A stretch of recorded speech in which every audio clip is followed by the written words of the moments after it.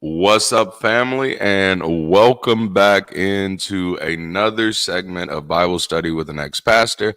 And of course, if you were hanging out with us last week, then you know that this is 100% live. Of course, we did the whole book of Genesis, primarily as premieres, and I was hanging out with you in the chat, enjoying the show, laughing at myself because that's healthy, right?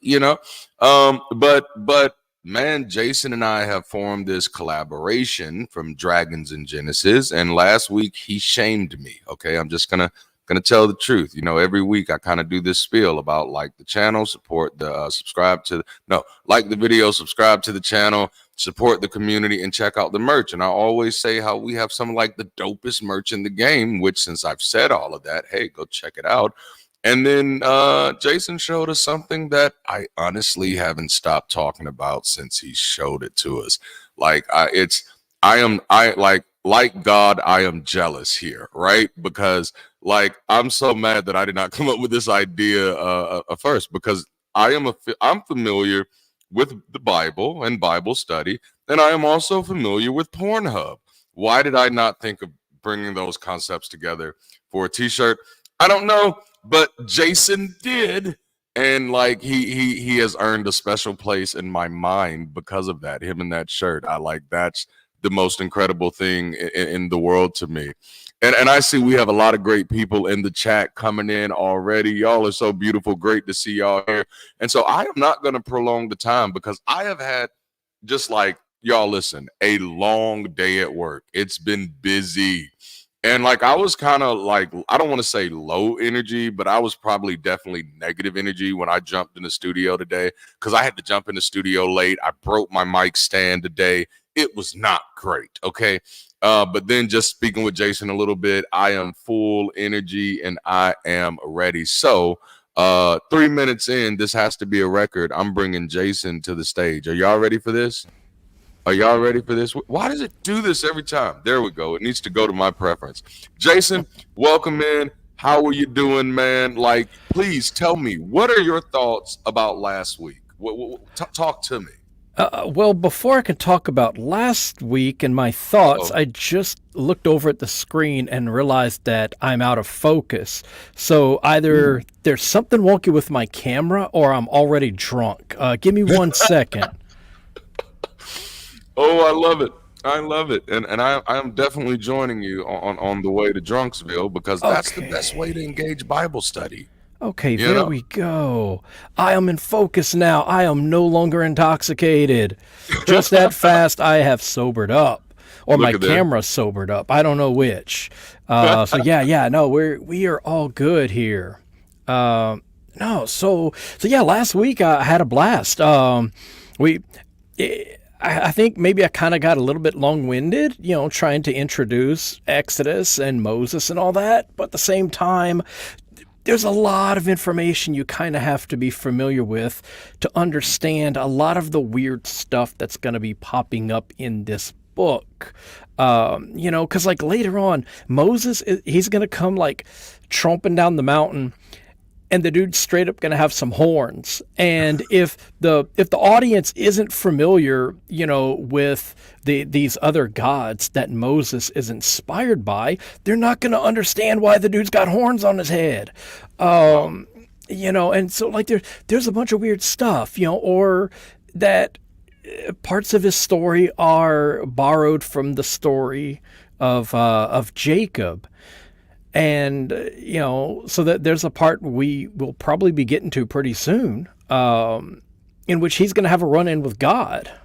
And this is, Jacob when he's, about to cross the river and he's ambushed by God at night. And this is like a sort of like the same theme. It's happening again, because these stories, they're quite a bit repetitive.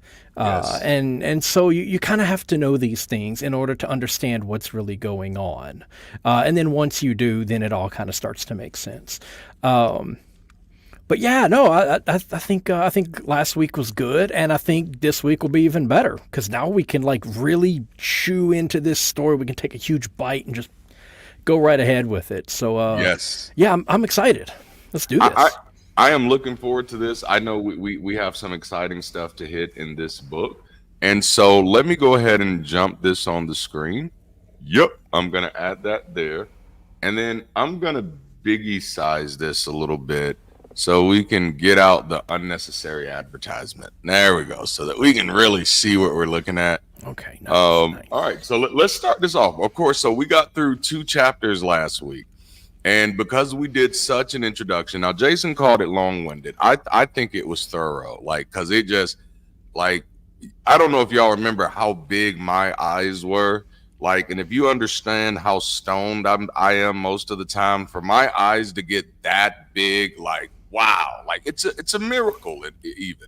And so Jason is a miracle man, but because it was so much relevant information. And think about it. Like, I've been a pastor for I was in Christian ministry preaching the gospel for nearly 2 decades. And Jason was dropping stuff last week that I had never heard of, never considered in my entire life. And that was ultimately one of the things that led to my deconstruction, is that I got frustrated with figuring out that most of the pastors and my mentors didn't really know shit about the Bible. And I wanted to know the full story. And so this is absolutely, like, liberating for me. This is refreshing. So I'm going to jump in. I'm going to do my James Earl Jones things where I'm going to read these things down. And then, Jason, anytime you want to jump in, feel free to jump in. So we're at Exodus chapter 3, verse 1. The sort of title here, which is almost irrelevant, is the burning bush. Now Moses was pasturing the flock of his father-in-law Jethro, the priest of Midian, and he led the flock to the west side of the wilderness and came to Horeb, the mountain of God. Then the angel of the Lord appeared to him in a blazing fire from the midst of a bush, and he looked, and behold, the bush was burning with fire, yet the bush was not being consumed. So Moses said, I must turn aside and see this marvelous sight, why the bush is not burning up. When the Lord saw that he turned aside to look, God called to him from the midst of the bush and said, Moses, Moses. And he said, Here I am. Then he said, Do not come near here. Remove your sandals from your feet, for the place of which you are standing is holy ground. And he said, I'm sorry, go ahead. Okay. And he said, I am the God of your father, the God of Abraham, the God of Isaac, and the God of Jacob. Then Moses hid his face, for he was afraid to look at God. Talk to us, Jason. All right, so scroll back up just a tiny bit. Yes. Right there. All right, so there's a lot to unpack here. But now that we got the scene set, Moses, he goes over there. He's hanging out with his father-in-law Jethro, who is a priest of Midian. All right, so real quick, Exodus 3:2. It says, "An angel of the Lord appeared." Now, anytime it says the Lord, it's talking. This is Yahweh. Okay, they're trying to not say the holy name. Okay, but this is Yahweh, a specific deity. Okay. Now it says, an angel of the Lord. Now, look down to Exodus 3:4. It says that God talked to him. Yes. And if you read the rest of the thing, the whole rest of the scene, it's God says this, God says that. He's like, who are you? And he's like, and he starts talking about himself and, I am the God of, Abraham, Isaac, and Jacob and stuff. Nowhere else in this chapter does it say anything about an angel. This is what is called editorial fatigue. So what happens is an editor, it's when editors, they make a change because they want to alter, the message. They want to patch a hole. They want to do something, but they forget to do it completely. And so they're trying to say, okay, look, people aren't seeing Yahweh face to face. Everything is done through intermediaries. And so they've come back to the Exodus story and they've grabbed this chapter. And, okay, hang on. So here Moses is interacting with Yahweh. Hang on, let's change this. An angel of Yahweh. Okay, cool. Print it. And they forget that in the rest of the chapter, it has Yahweh speaking directly, not an angel. The exact same thing happens in the story of Jacob when he's about to cross the river, and an angel of El Elyon shows up, and then they get like in a fist fight, and Yes. the god like punches him in the junk, and even then Jacob still wrestles him to the ground and won't let him up. And then he gets his name changed to Israel to mean I have struggled with El. Well, hang on. Didn't you just struggle with an angel, not with Angel. God? Yes, yes. They forgot. Okay, so that's what we're seeing here. Originally, this is a story of Moses meeting God face to face, and God is appearing in the form of a burning bush, which there's some symbolism here we're about to get into.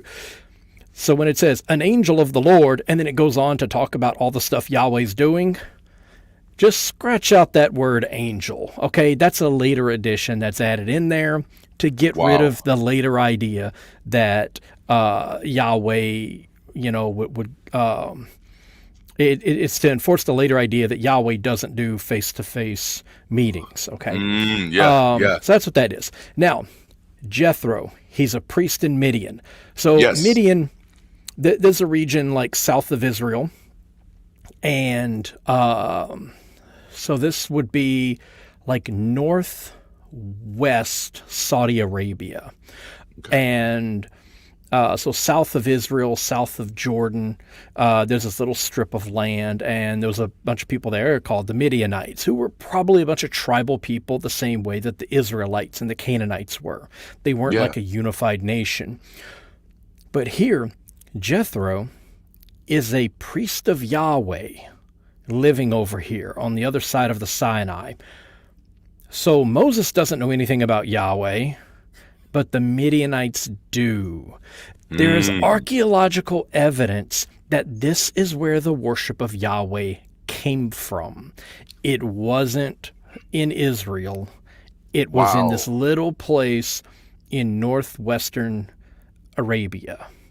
And there's a lot of stuff. There's also a lot of symbolism that we're going to be coming into later where Yahweh, he's involved in like metallurgy, fire, things like that.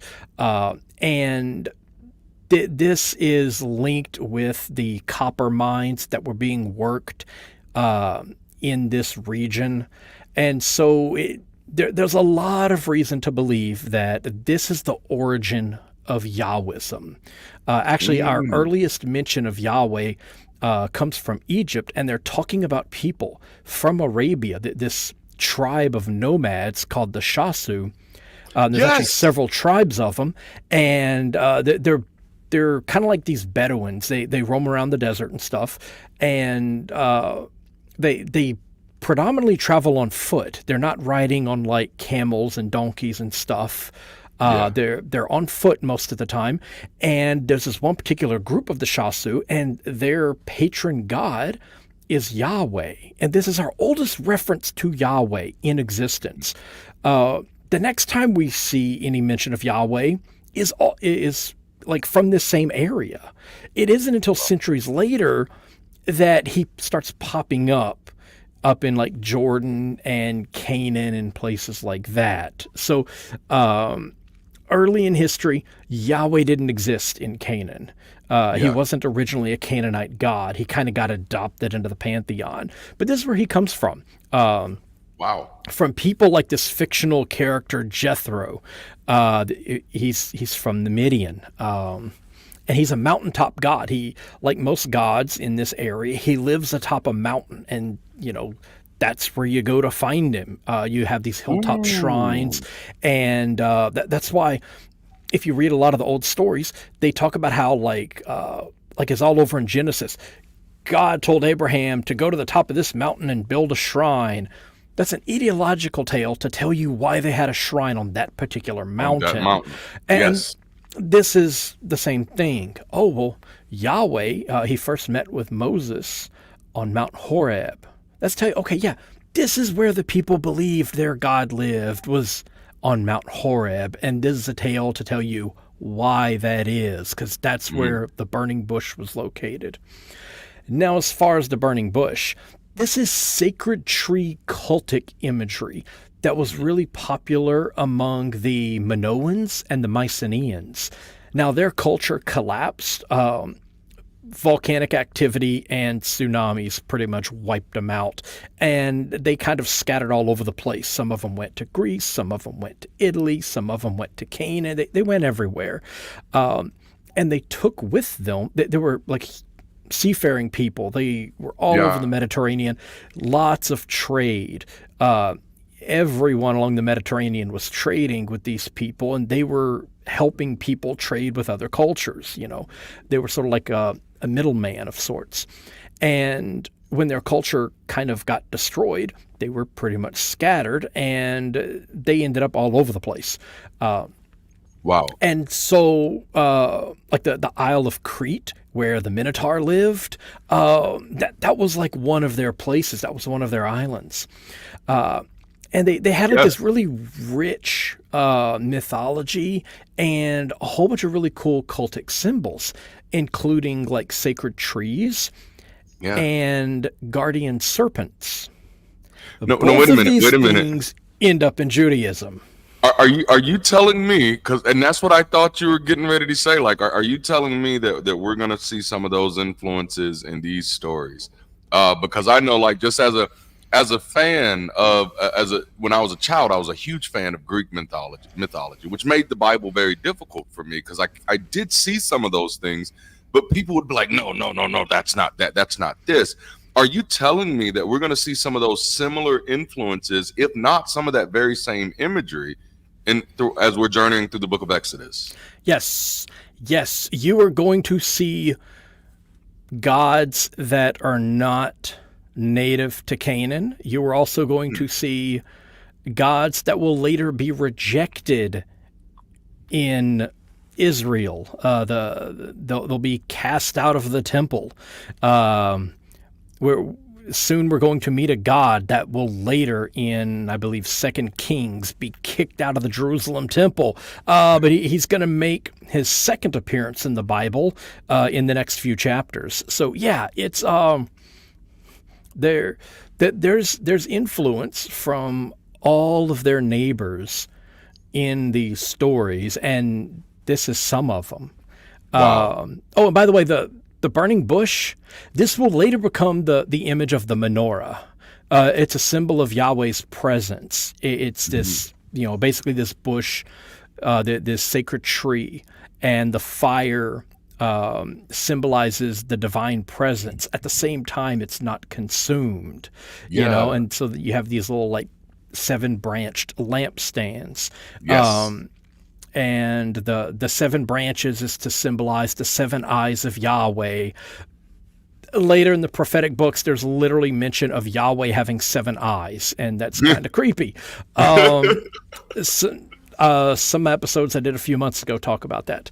But there's another layer of symbolism that's added onto here, and the bush, like trees, will also be symbols for the people of Israel.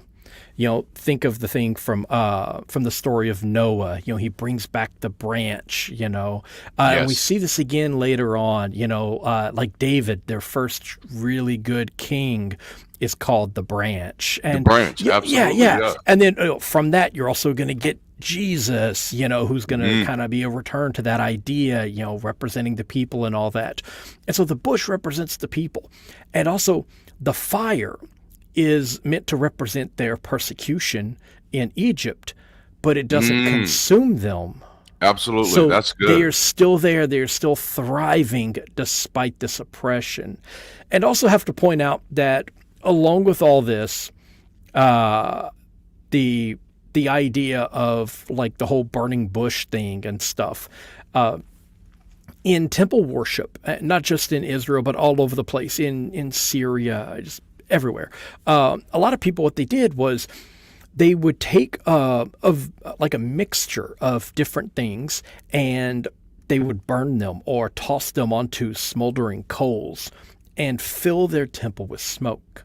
We're going to see later that smoke is a symbol of the presence of Yahweh, the same way fire is. you know that he's on top of Mount Sinai because the whole mountaintop is covered in smoke. This is temple imagery. That's the tabernacle filled with incense smoke. They talk about this again in Ezekiel. You know that Yahweh is there. Ezekiel has this vision. The whole temple gets filled with smoke, and that means Yahweh's there. He's the rider on the clouds. He's the god Baal Hadad. He comes in the storm clouds. He's this Midianite volcano god, who shakes the mountains, all this smoke. This smoke, we know from archaeological evidence from Tel Arad, the only temple to Yahweh in Israel that still survives. Wow. It was a mixture of frankincense and cannabis.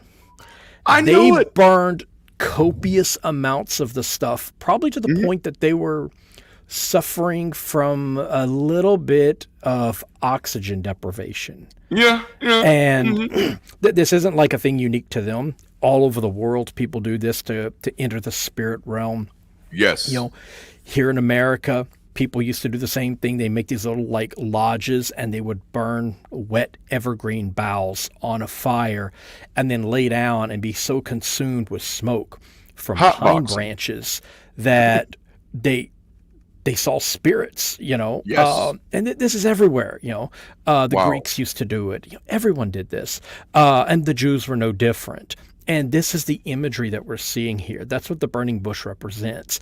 It's a prophet's method of having divine visions.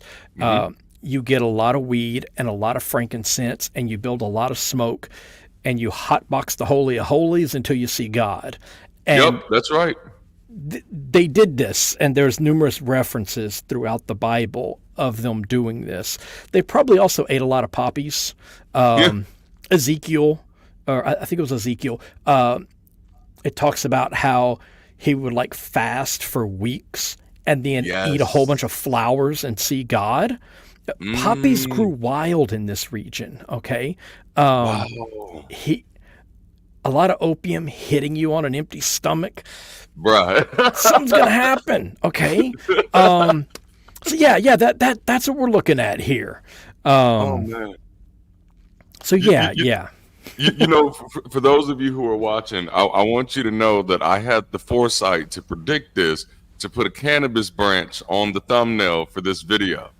And of course, it wasn't just to the idea of burning bushes, because, I'm just saying I like burning bushes too.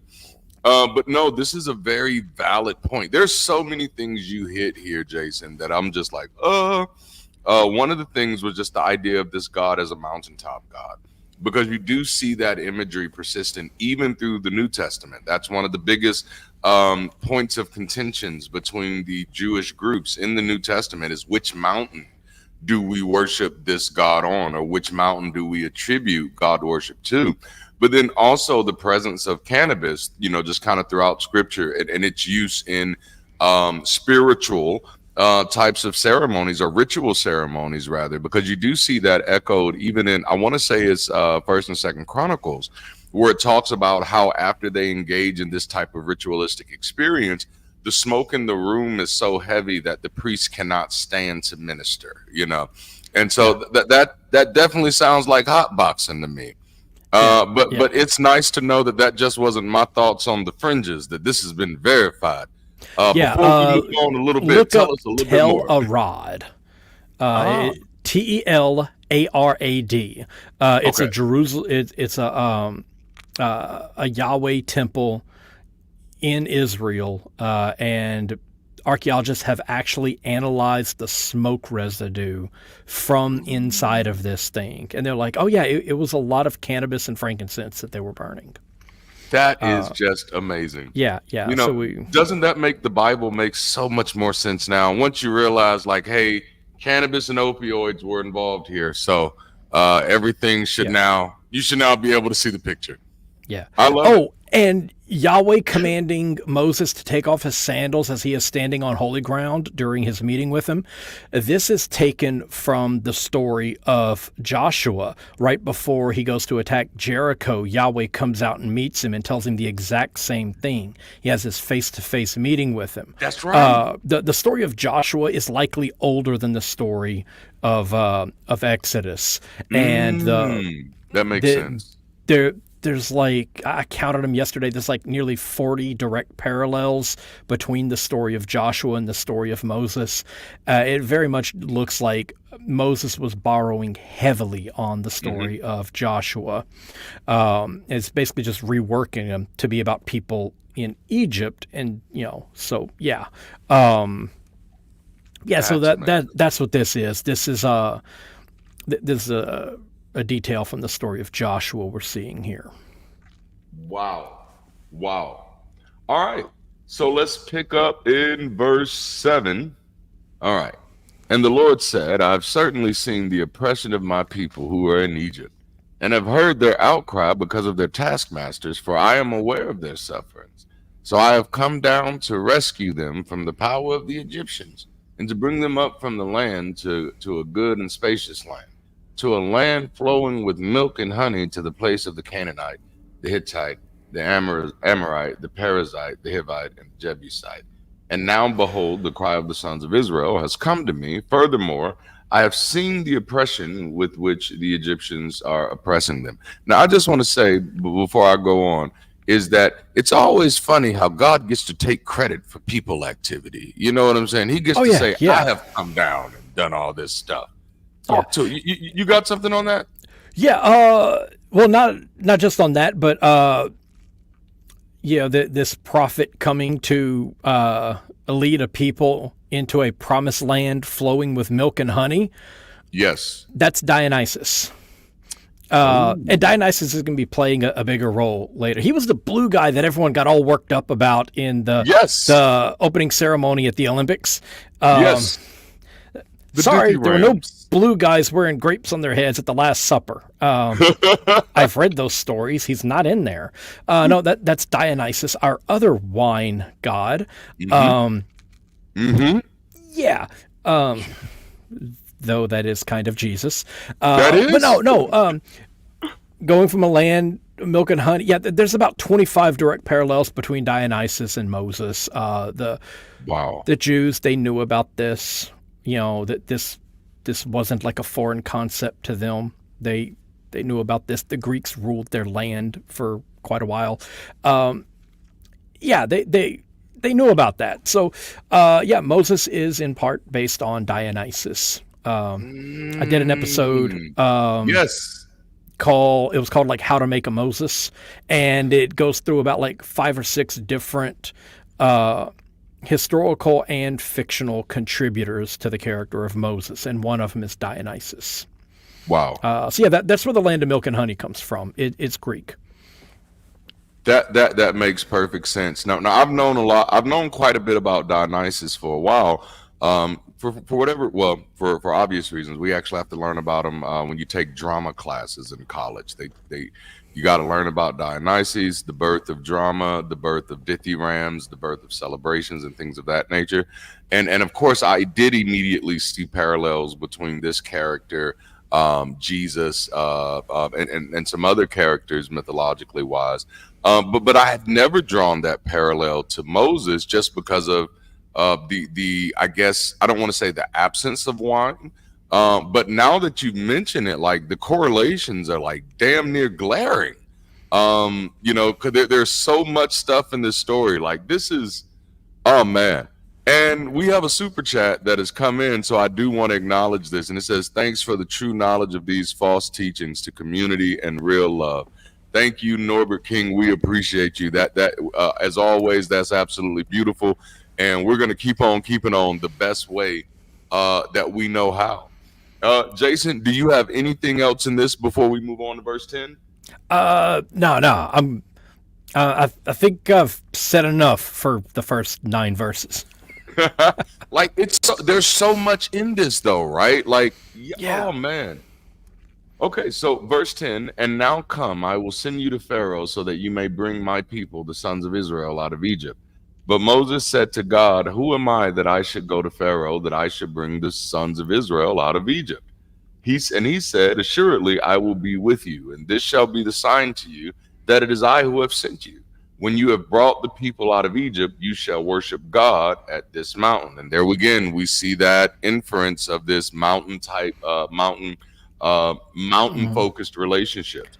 You want to keep rolling a little bit, or do you Yeah, have yeah. anything? Keep on rolling. Keep on rolling. Let's go. Then Moses said to God, behold, I am going to the sons of Israel, and I will say to them, the God of your fathers has sent me to you. Now they may say to me, what is his name? What shall I say to them? And this part used to give me chills. And God said to Moses, I am who I am. And he said, this is what you shall say to the sons of Israel. I am has sent me to you. God furthermore said to Moses, this is what you shall say to the sons of Israel. The Lord, the God of your fathers, the God of Abraham, the God of Isaac, and the God of Jacob has sent me to you. This is my name forever. This is the name for all generations to use to call upon me. Go Now, and real yes, quick. yes, So, come on. in Genesis, the God that is predominantly active in that book is not Yahweh, it's El Elyon. And Hmm. what happens multiple times in the Bible is an editor comes along and it's like, man, we got multiple gods, but we don't believe in that anymore. So we've got to pretend like they're the same dude.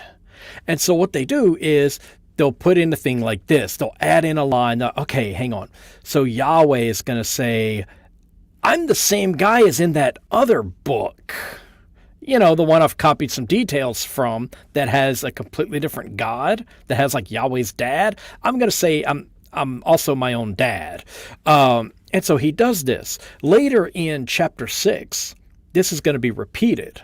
And which is actually the original time that it's in there because chapters 1 through 5 weren't originally part of Exodus. But in there, the same thing happens. He's like, I'm the God of Abraham, Isaac, and Jacob. But they didn't know me by my name. They knew me by a different name. Now, they put that in there to try to, fix the fact that they're calling their God by a completely different name. What they didn't realize was that someone was going to go back into Genesis and do the same thing and have people like Abraham addressing El, but occasionally calling him Yahweh to try to merge him with the God in the Exodus. So two different editors trying to do the same thing end up creating a contradiction because in Exodus, Yahweh says that no one ever called him Yahweh before. That's But then right. they go into Genesis and they do the same thing, and Abraham's like, "Oh yeah, so Yahweh," and so yeah, they accidentally create a little problem there.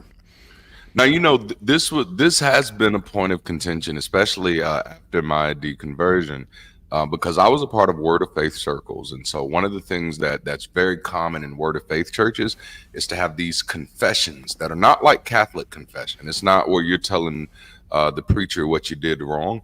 Confessions were these things that we say as a corporate body, as a church. And so it would be, and a major part of those confessions were repeating the names or saying out the names of God. It's like, so you are El Shaddai, the God who is more than enough. You are El Elyon. You are Yahweh. You are Elohim.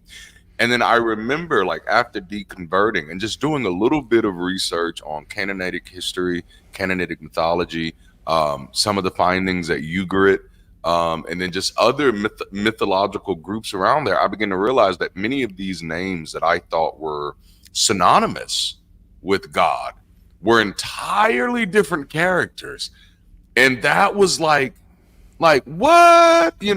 Because in my worldview prior to deconverting, Elohim was God, Yahweh was God, El Elyon was God, Adonai was God, El Shaddai was God. Even Baal Hadad was God. Like they were all just God. And now I realize it was just like the multi-faced God. It was definitely a schizophrenic God who had just absorbed everybody else's character. It was just like I am them too. Yeah, yeah, yeah. El Elyon was like a father. Abal Hadad was his favorite son. Yahweh came from a whole different pantheon and got incorporated and kind of merged with Baal. El Shaddai was a goddess who had like gigantic breasts and was associated with some Multi-breasted, mountains. yes. Yeah, Elohim can mean can basically mean like the gods. So it's usually like a plural thing. They try to say, "Oh, it's about angels." No, that's not what it says. It says gods. If I say 70 gods, I didn't Mhm. say angels. That's a whole different word. Angel just That's means right. messenger. So yeah, those are different characters, but they're all gradually over the course of the entire Hebrew Bible, gradually Wow. merging together. And so, yeah. And one more thing I want to point out real quick is he Yeah. talks about how they're going to leave Egypt and they're going to go over to Canaan, to escape from Egypt. And this really betrays the time period in which this story was written here, because if this is actually supposed to be, like I know where you're going. 1400 Yes. BC, leaving, the Nile and going to Canaan to get away from Egypt would be like leaving Florida and going to Georgia to get out of the United States. You're Exactly. still in it. That's right. Okay. Egypt owned Canaan. Like that was theirs. That's You right. know, that was, Oh man. they had forts and stuff. They had garrison cities in there to make sure that the residents of Canaan didn't try to revolt. Yes, sir. No, that was still Egypt. But when this is written after the Babylonian exile, Egypt is a whole different place, and they no longer Yes. own Canaan. The Persians own Mm. it. So yeah, they're using much later borders, and the same thing happens, whenever they go in and Joshua's taking over, and they're talking about how things are divided up and everything else. The borders they're talking about are from centuries later. It Wow. doesn't reflect the time, and these people they weren't even thinking about it. When these stories were written, they weren't even thinking about it as something that happened that far in the past. Yeah. They were kind of focused on stuff that was happening around the time of the Babylonian exile.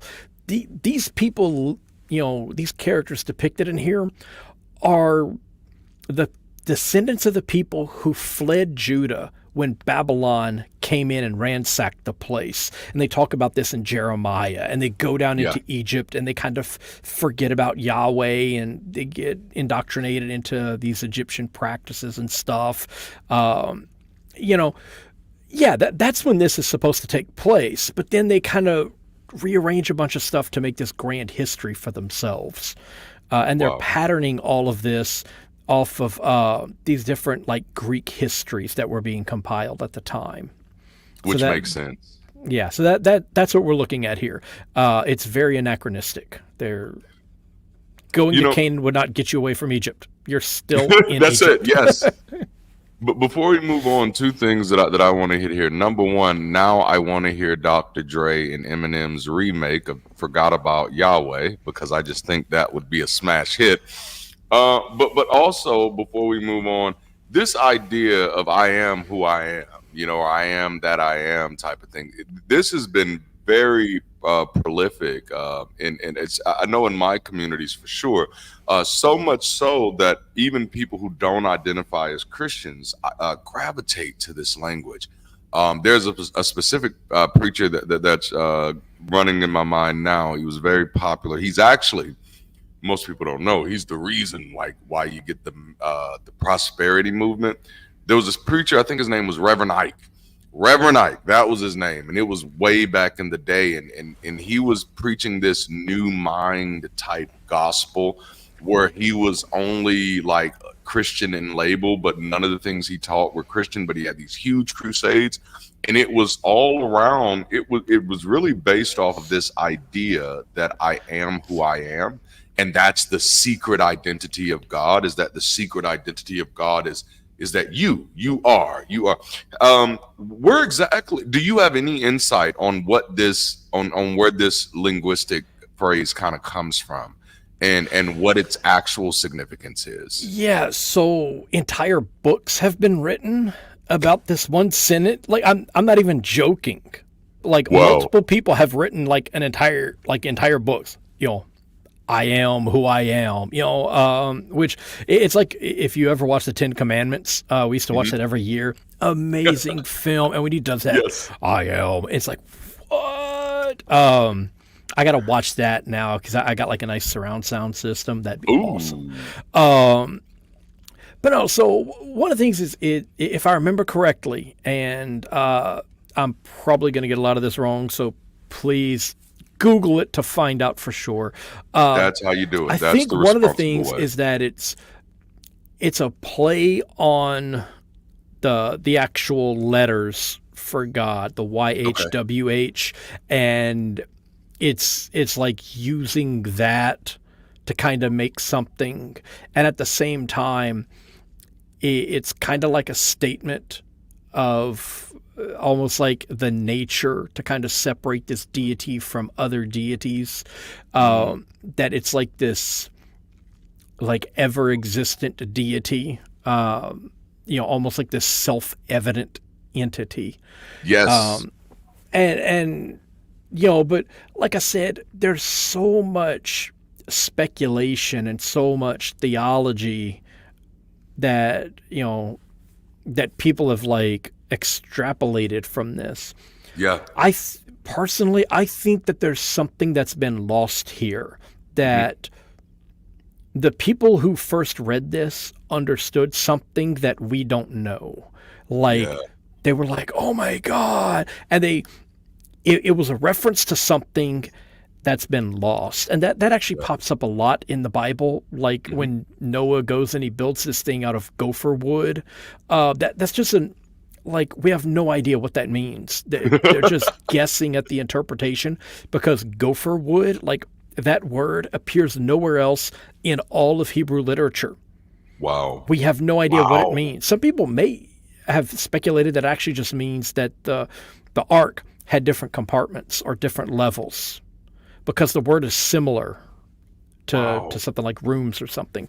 So it could just be that like this is a reference to something that we no longer have, and we're missing it. And so there's probably stuff that we're not getting out of this because we just don't have what we need to understand what is meant by this.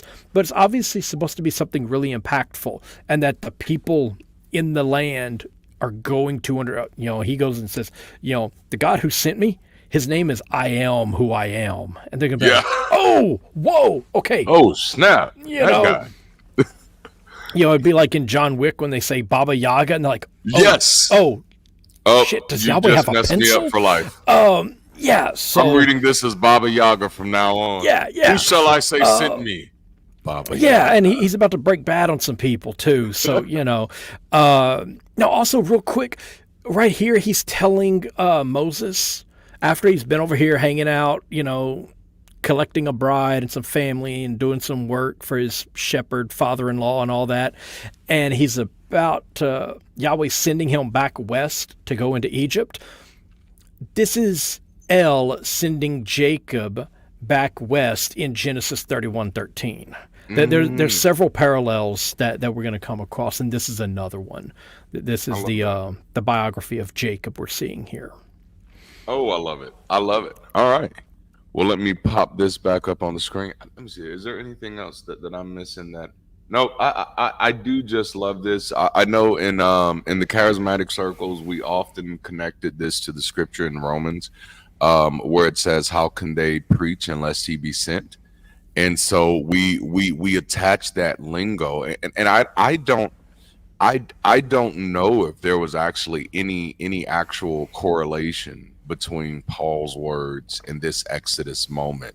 But I do know in charismatic circles, that's what we attach that to, this idea of how can they hear unless he be sent, or how can he preach unless he be sent? How can they hear unless they be a preacher? And how can he preach unless he be sent? For us, we tied that into the I am has sent me. And so it was almost like, how can he preach unless he was sent by I am? Is Yeah. that, do you know if that correlation is actually there, or if we were just stretching? It's probably just stretching, but that's kind of how the New Testament is written. A lot of For stuff is just sure. taken out of context and rearranged and stuff. Um, Because Paul does and a lot of stretching his damn self. Yeah, yeah. And this is also just the traditional call of the prophet scene. You know, we see it in Isaiah, we see it in Jeremiah, we see it in Ezekiel, we see it in Enoch. If you're going to be a prophet, Yahweh's got to pop up and tap you on the shoulder and be like, I am sending you on a mission. It's just the Ooh, beginning of the Blues Brothers movie. wow. That's all this is. But then, you just also like, man, and I know we got to move on, but that's also the imagery of Paul's conversion as well. Yeah. It's that same type of dynamic that you can't be this guy unless you've had this experience. So that is really cool because, and I think one of the things that I've noticed more and more of the univocal nature of the Bible, but now one of the things that I'm loving appreciating on this deconverted side are some of those themes that are present from beginning to end, where you begin to realize, oh, this is really telling the same story over and over again, kind of like Star Wars. It's really the same thing happening over and over again. Yeah. Oh man. All right. So let's rally on, see if we can make it through this chapter, and if I can get my mouse where it's supposed to be. We'll start at 15 here. God furthermore said to Moses, "This is what you shall say to the sons of Israel.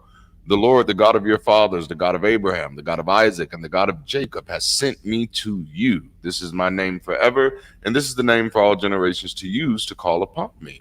Go and gather the elders of Israel together and say to them, the Lord, the God of your fathers, the God of Abraham, Isaac, and Jacob has appeared to me, saying, I am indeed concerned about what what has been done to you in Egypt." And before I move on, I do want to just call out, from a sociological perspective, the idea that God keeps saying the God of your fathers is problematic.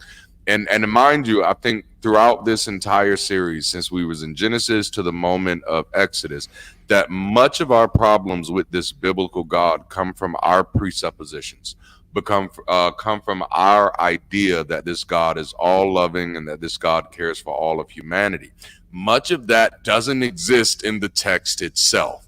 And this is one of those examples that this God is not a God who loves the whole world. He may or may not even have power over the whole world. But if you are approaching this story with this presupposition, phrases like that definitely makes it fall all the way apart, because it makes God exclusive in that sense. All right, so I'm gonna move on. And he says, I'm indeed concerned about you. Verse 17. So I said, I will bring you up out of the oppression of Egypt to the land of the Canaanite, the Hittite, the Amorite, the Perizzite, the Hivite, and the Jebusite, to a land flowing with milk and honey. And that really sounds unsanitary. I'm just going to be the first person to call that out. Walking around with milk and honey everywhere. I don't like stepping in sticky stuff, so this is going to bother me. And then just having milk around it as well. But then they will pay attention to what you say. And you with the elders of Israel will come to the king of Egypt, and you will say to him, the Lord, the God of the Hebrews, has met with us. So now please let us go 3 days' journey into the wilderness so that we may sacrifice to the Lord our God. I want to hit something, and I'm going to see if you have anything on this as well, Jason. But y'all know I've made it kind of my habit to call out these kind of where prosperity preachers are getting their stuff from. But I've also reminded people, who would want a genie unless you wanted that genie to make you rich? There would be no need to have a genie unless you wanted, you know what I'm saying? You wouldn't want a genie that was going to keep you poor. And so if you're going to create a God, you want to attach that God with favorable outcomes for yourself. And you kind of see this built into the story, because it's not just you're going to be in a land of milk and honey for your own well-being, for your own good and supply your needs. It is then they will pay attention to what you will say. And like this mindset has been inculcated, if you will, into a lot of the urban churches, to the sense where like, you gotta be prosperous, you gotta have money, because that's the only way people are gonna listen to you. And so I did want to highlight that. Jason, before I move on, was there anything in these past few scriptures that stood out to you? No, a lot of this part is just kind of like repetition of what Hmm. was earlier in the chapter, and the Jews love doing that, writing something three, Yes, four, they do. 10 times in a row. It bothered me in Genesis. It did. I complained about it a lot. Yeah, All right, so I'll keep rolling on a little bit. But I know that the king of Egypt will not permit you to go except under compulsion. So I'll reach out with my hand and strike Egypt with all my miracles, which I shall do in the midst of it. And after that, he will let you go. Like, this is really powerful and really powerless at the same time. Like, I can't make him do it. You know what I'm saying? But I can make enough stuff happen that'll make him do it. And it's just yeah, like, oh, man. yeah. And the fun part is, as soon as he starts, Pharaoh's like, "Oh, you can totally go," and then Yahweh's like, "No, no, no. I'm going to change Pharaoh's mind over and Right. over and over again." So he could, like, first off, Pharaoh's willing to let him go. But even if he wasn't, Yahweh could go in and just change his mind and bypass all of this nonsense. But the Yes. reason given is he wants to hurt Egypt to make an example of him so Wow. that the Hebrews will know how big and powerful he is. It's very prideful. Very much so. Man, okay, so this is good. I didn't expect it to get that good that quick, but damn it. Um and so verse 21, I will grant this people favor in the sight of the Egyptians, and it shall be that when you go, you will not go empty-handed. There's that genie stuff. But every woman shall ask her neighbor and the woman who lives in her house for articles of silver and articles of gold and clothing, and you will put them on your sons and daughters, so you will plunder the Egyptians. Can't believe we made it through the chapter. I didn't know we were that close to the end, so it looks like we may be able to make it through another one. What are your thoughts on this chapter? What have we missed, Jason? What are the rest of us not inclined to here? Yahweh throwing out some miracles for these people in Egypt so that they can then escape and also plunder on their way out. That's the story of Abraham after he pimped his wife Sarah into the Pharaoh's harem. He'll then go and do Yes. it again in Gerar with Abimelech, and then Isaac is going to do it again with the same king, Abimelech. So Wow. yeah, that's what we're seeing. And what it is, this is just like revenge fantasy. Like, Hmm. all of Israel's neighbors conquered them at one point or another. They all plundered their Damn. cities, their temples, everything. This is them saying, you know what? For once, I want to be the one to walk out of a city just decked out like Mr. T, gold Yeah. chains around my neck, you know? Yeah. And that's all this is. Like, at no point did 2.5 million Jews ever walk out of Egypt carrying a bunch of gold. That never happened. They wish it did, but it didn't. Yes. That's what this is. They just really wish that the plundering went in the opposite direction. Yeah. So, For sure. That so that yeah, that that, that's what that is. that's great insight there, and that's realistic. I mean, that's human, right? It's Yeah, wanting to rewrite history in a way that you can feel good about yourself, yeah, and we do see that a lot from various cultural groups. When circumstances have not been flattering, this is the type of rewriting that we see. And it's almost well, ain't even almost, it is understandable in the oh long yeah, view of history. To be fair, and I know some of the non-believers are going to be really disappointed by this, but to be fair, these is how people organize themselves. These are how ancient people have found a way to give themselves an identity where there wasn't an identity. And that is a major theme throughout scripture, where God is saying, I'm going to take a people who are not a people and then make you a people. And then that's literally what a lot of this literature is designed to do, is to give these people these shared stories that they can all feel, bound together by.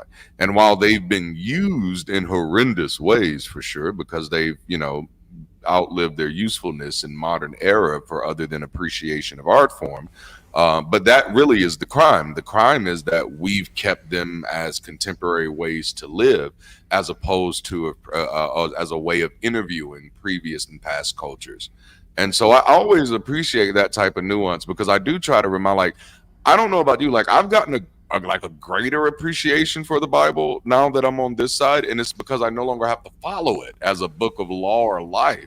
So Right. now it exists for me in the same halls of any other book, such as Onesimus, or any other writings such as that of Menapta or whoever. It's just like, this is fascinating because it gives us insight to how human beings thought about themselves inside their Right. context. It becomes Right. dangerous when we take it out of that. Exactly. This is fiction written by extremely oppressed and downtrodden people. Uh, Yes. and if we were reading this, like if this wasn't being used as like a foundation for morality and society, Yeah. we would be studying this in like classical literature and stuff like that. That's how we would see this, and that's how That's we right. should see it. Unfortunately, that's not what this book has become.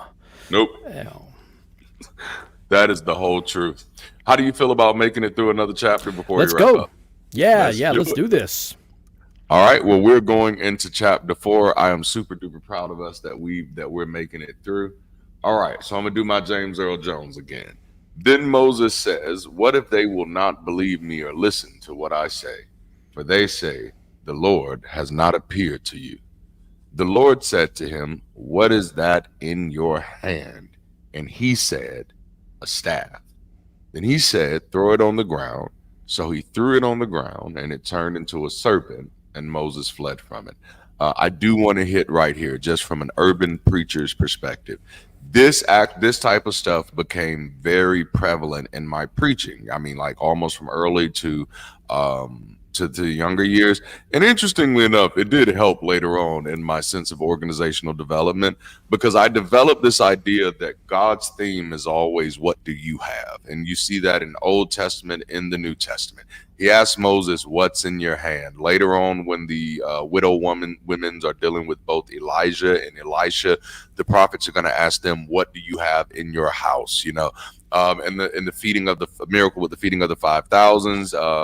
Peter is like, "Hey, these folks is hungry, and I don't really want to use this money to feed all these people because it's a lot of them." And Jesus says, "What do they have among them?" Now, I've often used that language because preaching in the Black community is very much about social issues and finding a way to mitigate those issues, manage, or even navigate.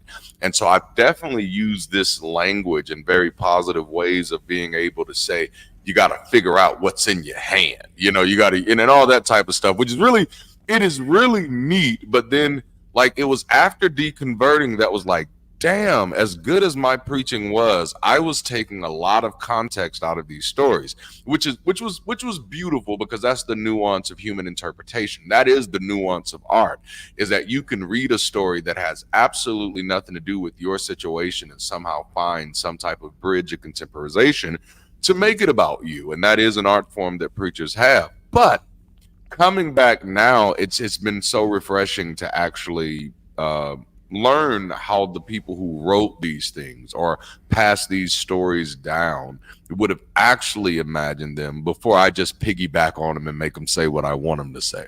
Right. Oh, Yeah. man. Go ahead and read the next few verses. Okay. And then we're going to cover this little section because This is there's gonna some be good good. little meaty chunks in here. All right. Then he said, "Throw it on the ground." So he threw it on the ground and turned it into a serpent, and Moses fled from it. But the Lord said to Moses, "Reach out with your hand and grasp it by its tail." Don't you do that, Moses. So he reached out with his hand and caught it, and it turned into a staff in his hand, so that they may believe that the Lord, the God of their fathers, the God of Abraham, the God of Isaac, the God of Jacob, has appeared to you. Now, this Yes. gives us a stopping part. You wanna rest right here? So, okay, the chapter starts off essentially by setting up a polemic against anyone who would dare question a prophet. If a prophet speaks, you should just accept everything they say at face value. Don't ever question them. And they say, well, how would I know? It's like, well, look, one time God gave Moses the ability to turn a stick into a snake. That's what happened when people doubted him. And you're like, oh, wow, that's really true. I shouldn't doubt my preacher. as if stories can't just say whatever the author wants them to say. But then it goes on to show the symbol by which Yahweh's prophets will be recognized. And we're going to see this come up more, with Aaron and all this. And like the way, according to Exodus, that you recognize a legitimate prophet of Yahweh is that he's carrying a serpent idol on a stick. Now this, like we recognize this just by looking at the back of any ambulance in our country. It's the staff of Asclepius. Serpents were often seen as like healing figures, and you had all these like gods and stuff in the ancient Mediterranean world that used this exact imagery. And the Jews were no different. In this case, the particular god in question is called Nehushtan, and we first saw him in Genesis 3. He was hanging around a magical tree, guarding its fruit, and he bestowed wisdom upon the people. And then they talk about how he's like really cunning and a liar and everything else, yet at no point in that story does he tell a single lie. He actually exposes a lie that Yahweh told, that, when you eat this fruit, on that day you shall die, and that didn't happen. Instead, their eyes were opened and they got all this divine knowledge, and it made them like one of the gods. That was the purpose of these snakes. They would guard the magical trees that held the fruit that would grant eternal life and divine wisdom and things like that, okay? It pops up in Gilgamesh, in a very similar role, actually. And so that's what we're looking at here. Now, this is only one of the, supposed origin stories for this staff idol. We see another one in Numbers chapter 21. They're in the wilderness, and a bunch of these magical snakes are attacking the people because they did something wrong. And to counteract the magic that Yahweh inflicted upon them, Moses makes this bronze serpent idol, and he puts it up on a staff, and anyone who prays to it, the curse that Yahweh inflicted upon them is healed. And it's like, hang on, this serpent god just used his magic to overpower Yahweh's magic. And it's this really uncomfortable thing in there. And it's so uncomfortable that later in, I think, 2 Kings, one of their kings takes the thing and he like throws it away, and they get rid of all the idols, including Nehushtan, which tells us that Nehushtan was being worshipped in the Jerusalem temple. That would be uncomfortable for some people. Now, for sure. This is that Minoan and Mycenaean serpent cult that we talked about earlier. And this sort of thing, they were also making these things down in the Midian Valley near all those copper mines that we mentioned earlier, where worship of Yahweh came from. And that is likely why the symbol of a prophet of Yahweh is a bronze snake. Wow. Because early in his cult, it was heavily associated with snakes. And that's how we get the god Nehushtan, and it being a symbol of a prophet of Yahweh, and how they probably had these staves that had the little snake on them and stuff like that. This wasn't like considered evil or pagan imagery, not until way, way later. Not probably until the end of the first temple or sometime in the second temple period. Up until then, worship of this snake god was okay. It was done openly in the temple, along with Anat and Asherah and El and all these other gods. And so, that's what we're seeing here.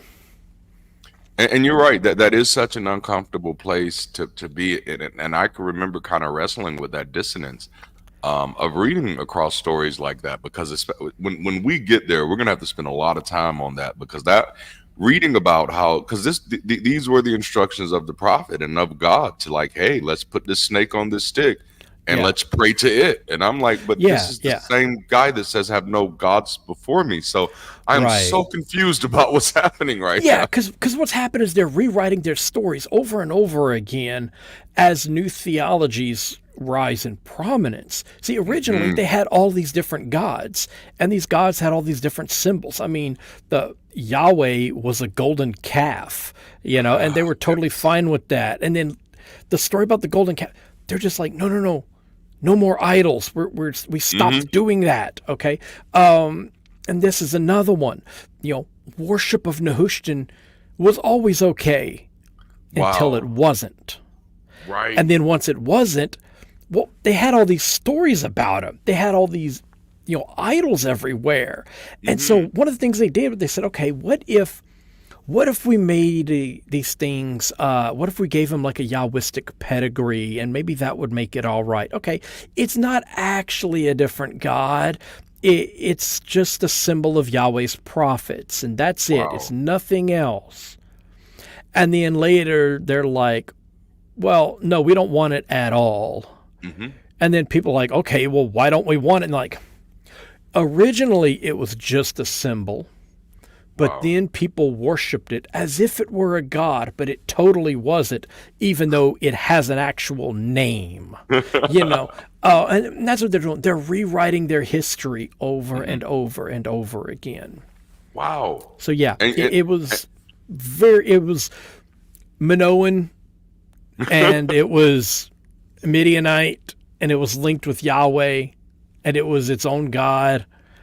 And then eventually it was supposedly just linked with Yahweh. And then they were like, oh no, it's evil. yeah, And yeah, yeah. yeah. And then Y- later the Christians are like, it's the devil. Yep, yep, yep. So yeah. Which we see, we see this even to this day. Like even with America, we as Americans, we like to rewrite our history, to put ourselves always on the side of right, and to say that this was always Yeah. or the side of right as we perceive it today. And so it's like, no, this is always who we were. We were always these people. Nope, there was never any deviation from that. Everything else is fake news. This was it. This was who we are. And Yeah. so I love it because it's what we do as a species so far. Yeah. All right. So let's pick up at verse 6. The Lord furthermore said to him, now put your hand in. Oh, okay. Hold up. I do have to ask you this because this was percolating in the chat and it does have my mind wondering a little bit. There may not be a deep answer to this. We're just having fun. But the chat started booming about did they not say stick because it would have sounded silly? Like exactly what is the point of delineation between a stick, a staff, and a rod? And I feel like there's some Pornhub jokes there, but I'm going to leave that alone. Well, a stick can be pretty much any size or shape. It's just a branch that fell off a tree, Yeah. and maybe it's only, a foot long. But a staff actually is kind of specific. A staff is going to be about as tall as you are or a little bit taller. Mm. It's going to be pretty sturdy, fairly straight. It's good for walking.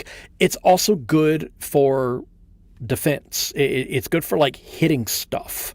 Yeah. Yeah. And this is like very important because this is a thing that shepherds used. All you had to do was find a straight tree and you could have a good staff, and that gave you a good weapon, especially Well, if you didn't have access to really good metal.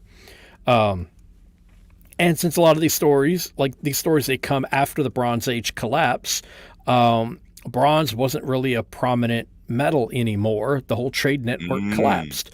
Yeah. So until iron became really widely available, and iron was extremely expensive to manufacture, wood was a very good alternative. And another Yeah. thing you can do with a staff is there's actually a weapon, and I don't know if the Israelites ever used these or not. I know other cultures in the area did. You basically have a thing similar to a sling where it's a long cord with sort of like a little rectangle of leather in the middle of it. And one Yeah. end would be tied onto the end of your staff, and the other end would be kind of free. You put a stone in there, you hook that other end on top of the staff, and when you would sling it, that end would kind of pop off and the rock Ooh. would fly really far. You didn't have to be as proficient with it as you would with a regular sling. I think it was just called a sling staff.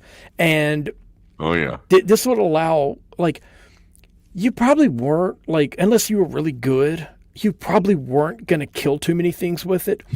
But when you have some predator sneaking up on a flock and all of a sudden it gets walloped by a rock from like 100 feet away, that's unsettling. It's going to run off, okay? Yeah. And shepherds would do this, and they would start pelting them with rocks, and this was, effective. And so, yeah, a staff isn't just a stick. It's a very good stick.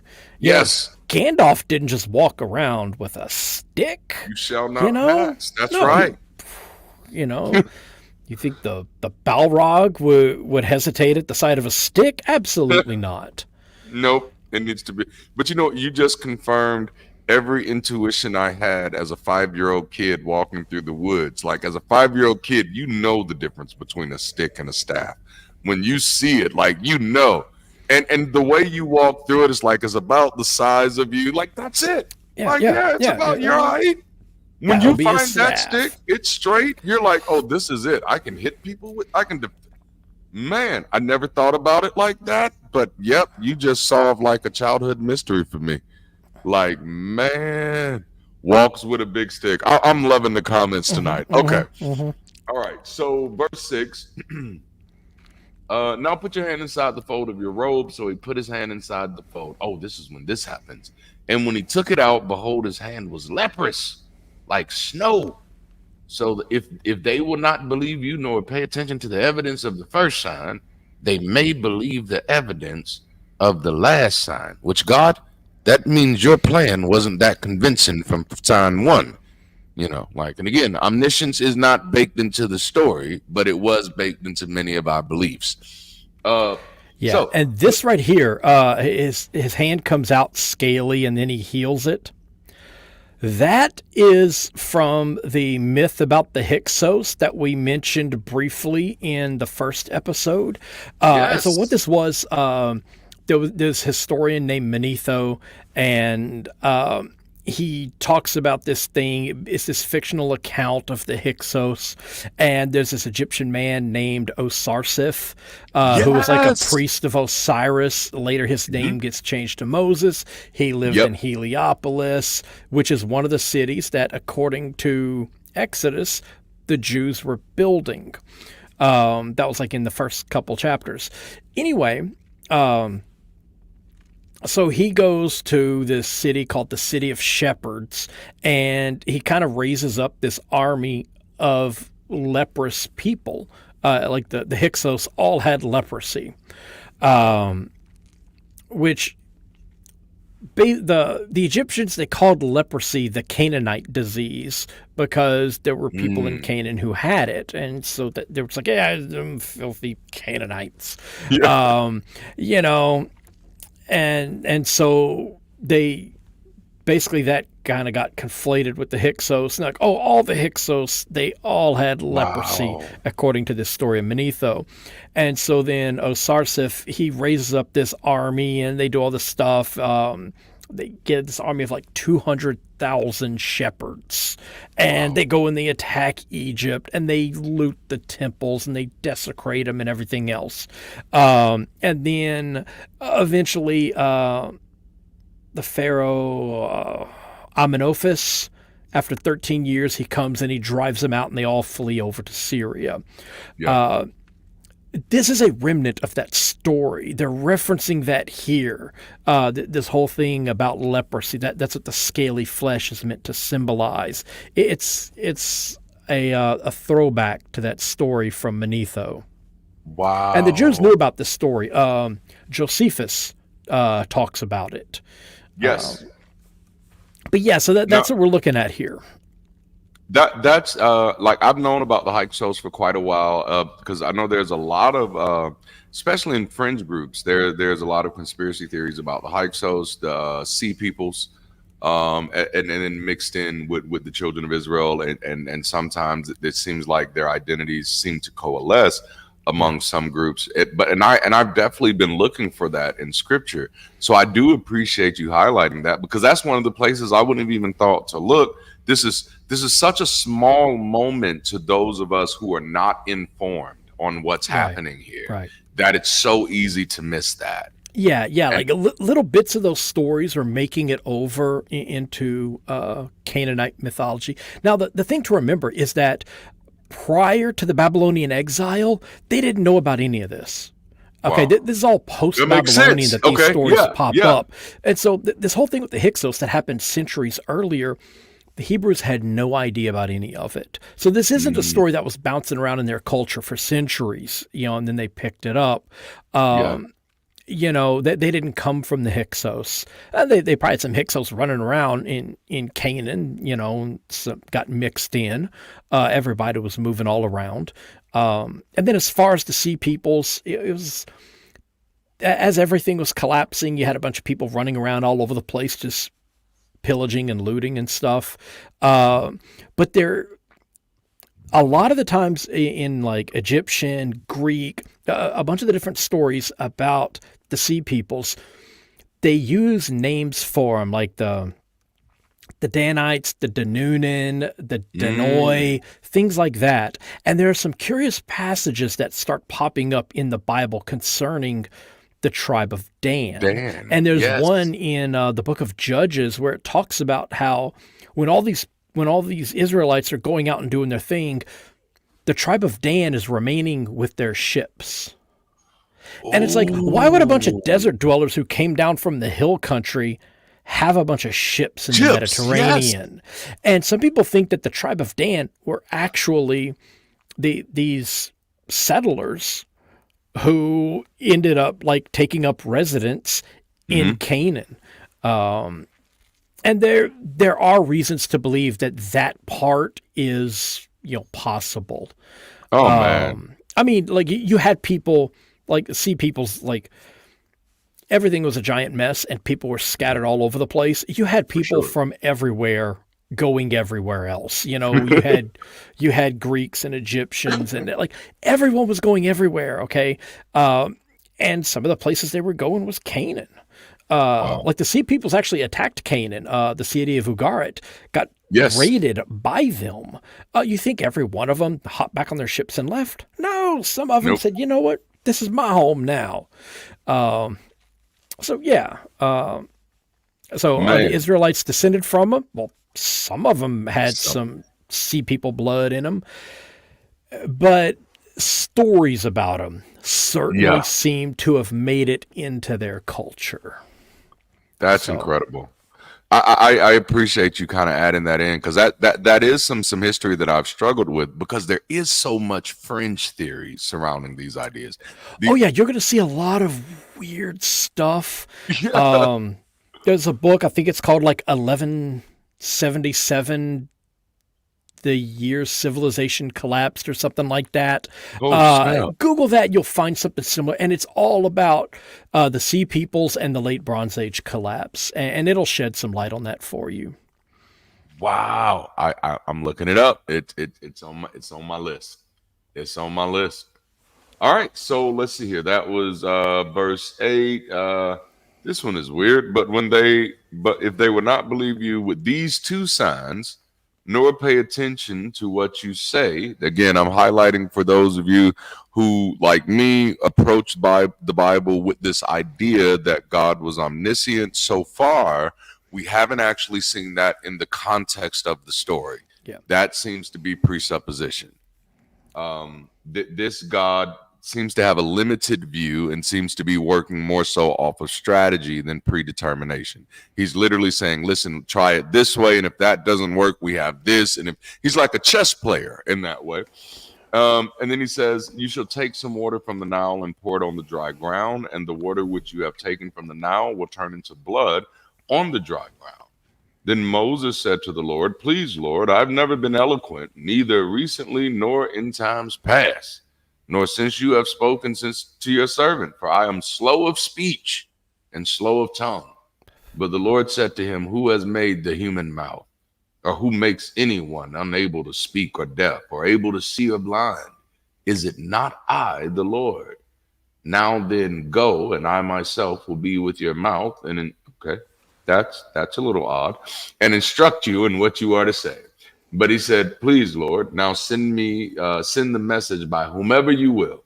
Now this brings us to a natural resting space. You see Yeah. anything you want to hit?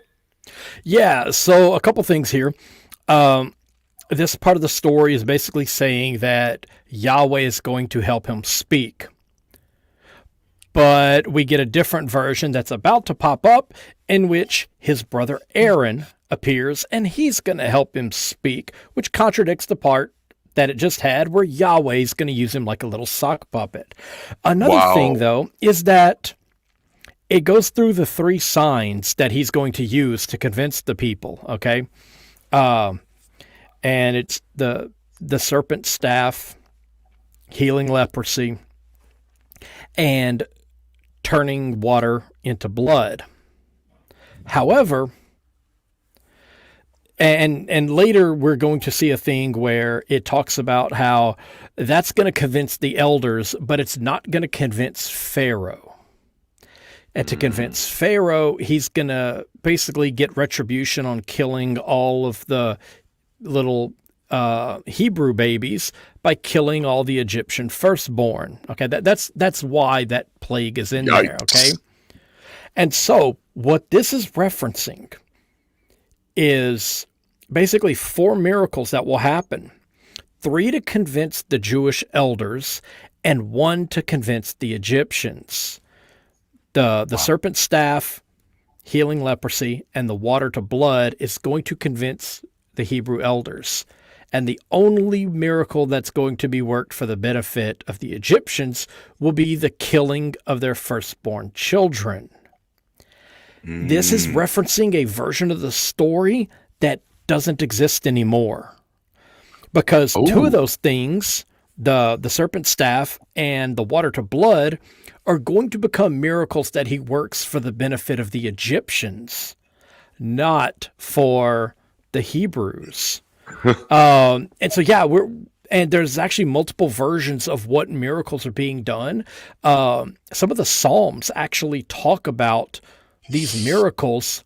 There's two different Psalms that talk about them, and they give a different list of miracles. And so it looks like there was three or four different lists of miracles of what was done. And what we have here is basically all of them being cobbled together into one big story. It was never wow. 10. Uh, in this version that we're seeing right here, it was four: three for the Hebrews, one for the Pharaoh.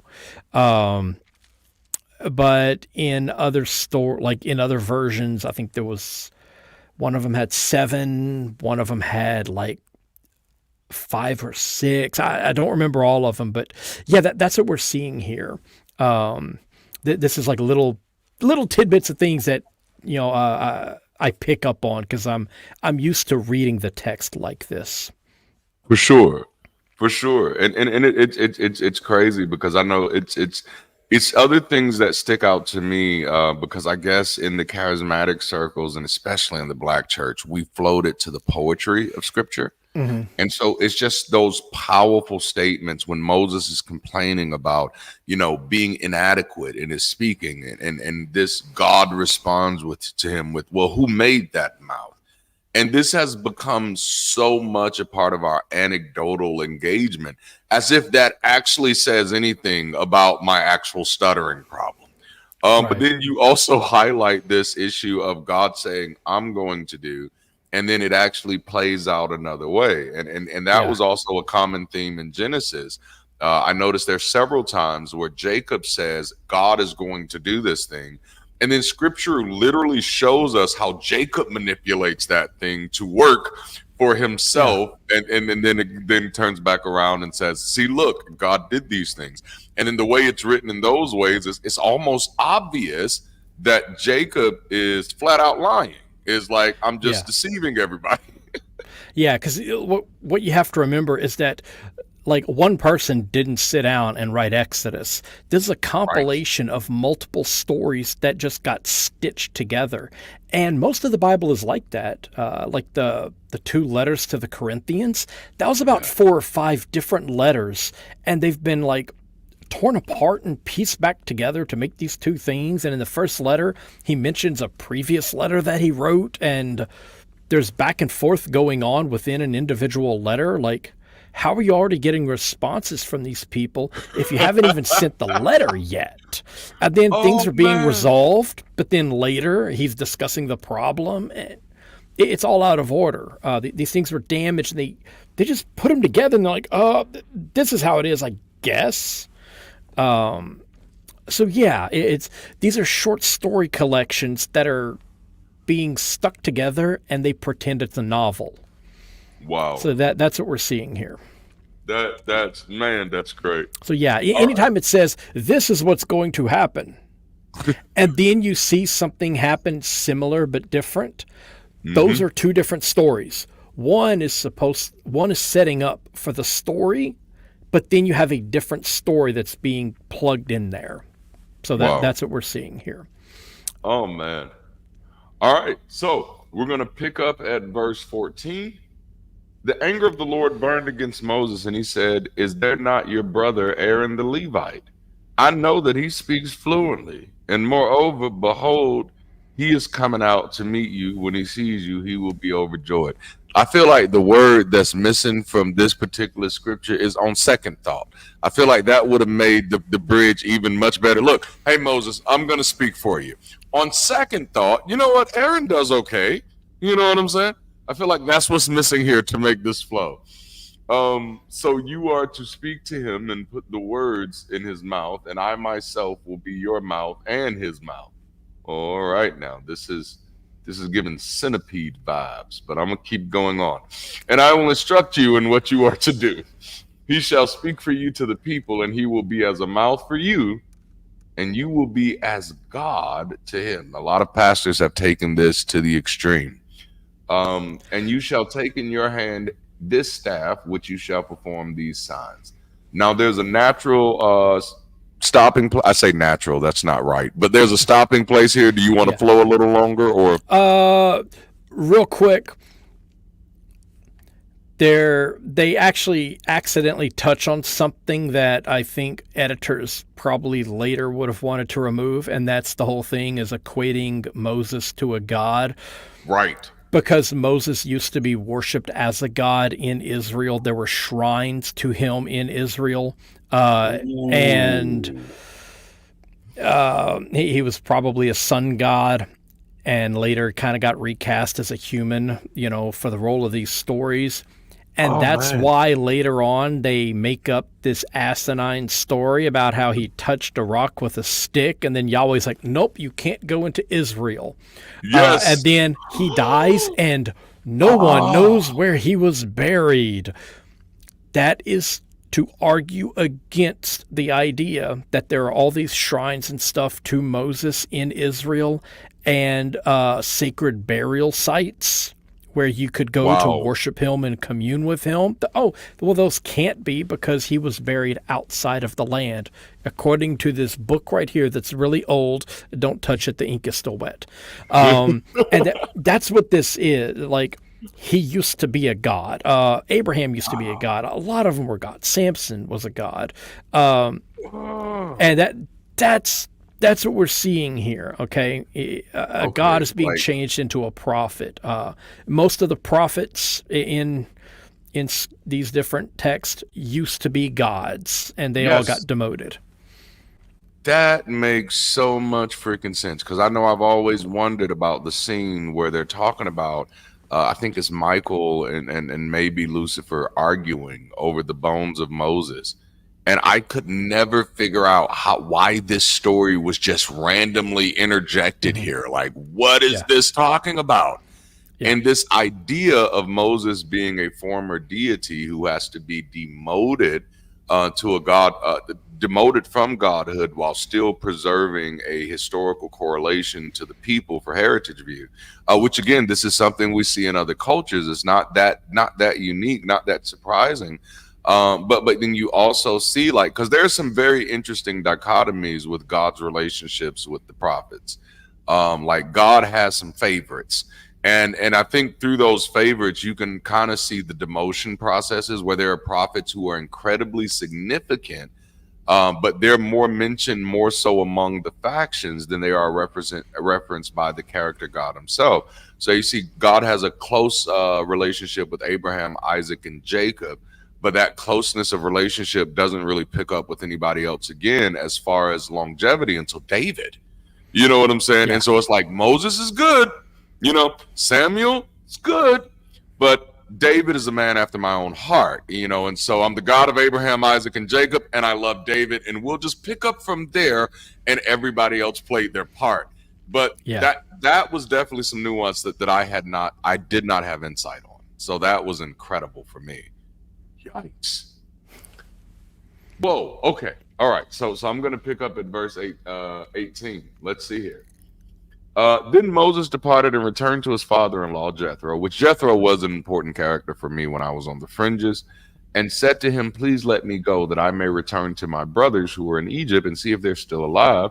And Jethro says to Moses, "Go in peace. I ain't stopping you from going nowhere. I didn't even ask you to come here." That's probably what Jethro is thinking. You showed up at my house, Now the Lord said to Moses and Midian, "Go back to Egypt, for all the men who were seeking your life are dead." That sounds safe. So Moses took his wife and his sons and mounted them on a donkey and returned to the land of Egypt. Moses also took the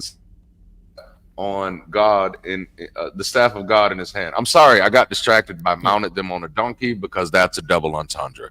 There's another stopping place here. Yeah. Do you want to roll a little bit, or you got something? Yeah. So real quick, the whole thing about he's hiding out over there in Midian, and then he gets the go ahead to go back, and all the people who are seeking your life are now dead. This is going to be borrowed again by the New Testament authors for the story of Jesus when they have to hide out from Herod, who does the whole slaughter of the innocents thing, borrowed from the early chapters of Exodus. So yeah, that's where they got that idea from. Okay, I love Herod that. never did that. And I did, when I found that out, and I was still a pastor when I found that out, that was really hard to reconcile. Yeah. It was just like, hey, this thing that scripture says happened, it didnn't. Yeah, and Herod would have bragged about that, and he's one of the most well-documented people from that period of time. If that dude took a dump, it got recorded and we can read about it, okay? Yes. We know everything that man did. He didn't do this. And we also have census data and stuff from that region. If all of a sudden there was this huge dip in male children, that would have shown up, and it didn't. And someone would have mentioned it. There were lots of historians in the time. And like I said, Herod would have been proud of doing that. Absolutely. So but yeah, that it came from Exodus. Wow. Yeah, from the Pharaoh killing the babies, and then from this little passage right here. That is awesome. That is awesome stuff. All right, man, they got a lot of little breaks here. And the Lord said to Moses, "When you go back to Egypt, see that you perform before Pharaoh all the wonders which I have put in your power. But I will harden his heart so that he will not let the people go." Now, if this ain't a fixed game, I don't know what is. "Then you shall say to Pharaoh," which I will mention the whole time we keep saying Pharaoh, apparently God nor Moses knows this person's name. And that is a glaring red flag right there. But this is what the Lord says: "Israel is my son, my firstborn." That does a lot of damage to John 3:16. For God so loved the world that he gave his only begotten. If Israel is the firstborn, this is problematic. "So I said to you, let my son go so that he may serve me, but you have refused to let him go because I hardened your heart. Behold, I am going to kill your son, your firstborn." Yikes. Yeah, and that's supposed to be the only miracle worked in the presence of the Egyptians. Is that right there? Wow. And then the whole rest of the book is going to contradict it because it's compiled of various other sources that don't know anything about this source right here. And that's a major point, is that some of the source writers don't know about the other source writers, because much of this is put together after it's been written, regardless of Yeah. who wrote, when wrote. And that's a, anybody's ever who engaged in one of those type of anthropological projects, it's really hard. It's really hard to find things that were written at very different times by very different people and try to patch them together. So at least we can give these Bible organizers some credit for that. They did their best trying to make this shit cohesive. Yeah. Um, Yeah. Like I said, it's wow. a short story collection, not a novel. Not a novel. That's right. That's right. Yeah. Oh, this was one of those stories that when I definitely read as a kid, this freaked me the fuck out. Which I was oddly thankful that I was already circumcised. But it came about at the overnight encampment on the way that the Lord met Moses and sought to put him to death. Like, man, we were just talking. If you had a reason that you wanted to kill me, why didn't you tell me then? So Zipporah, Moses' wife, took a flint and cut off her son's foreskin, you bastard, and threw it at Moses' feet.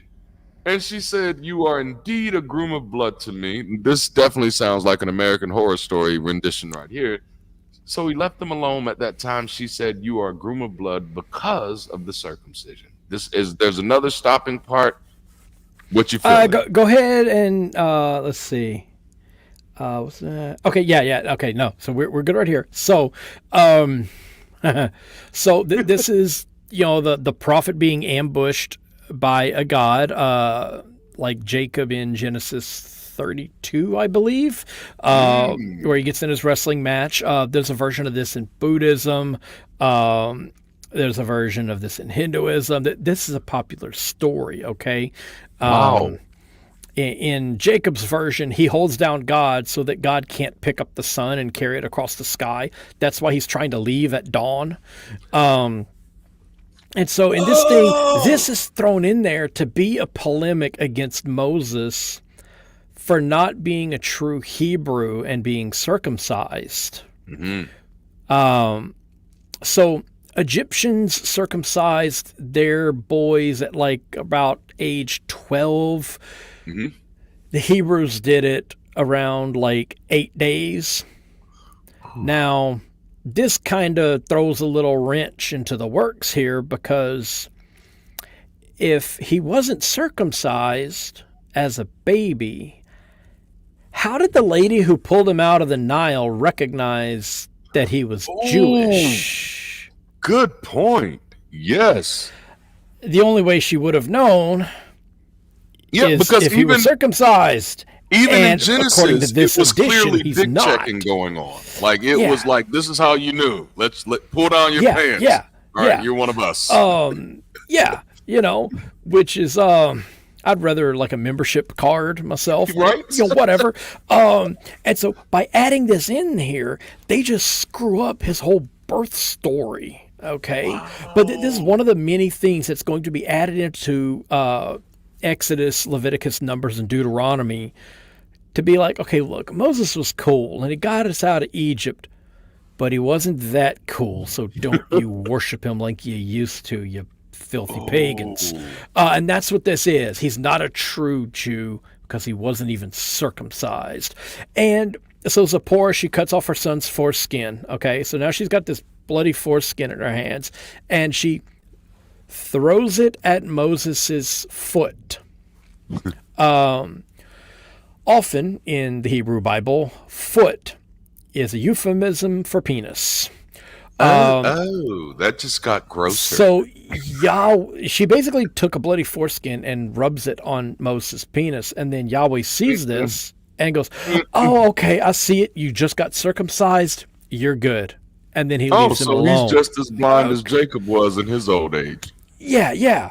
And so Yahweh just got fooled. It's kind of comical. This God is now running around this campsite, like an old cartoon, chasing Moses around the bonfire. And in the background, Zipporah is like cutting off her son's foreskin with a rock. Yikes. This is bonkers, okay?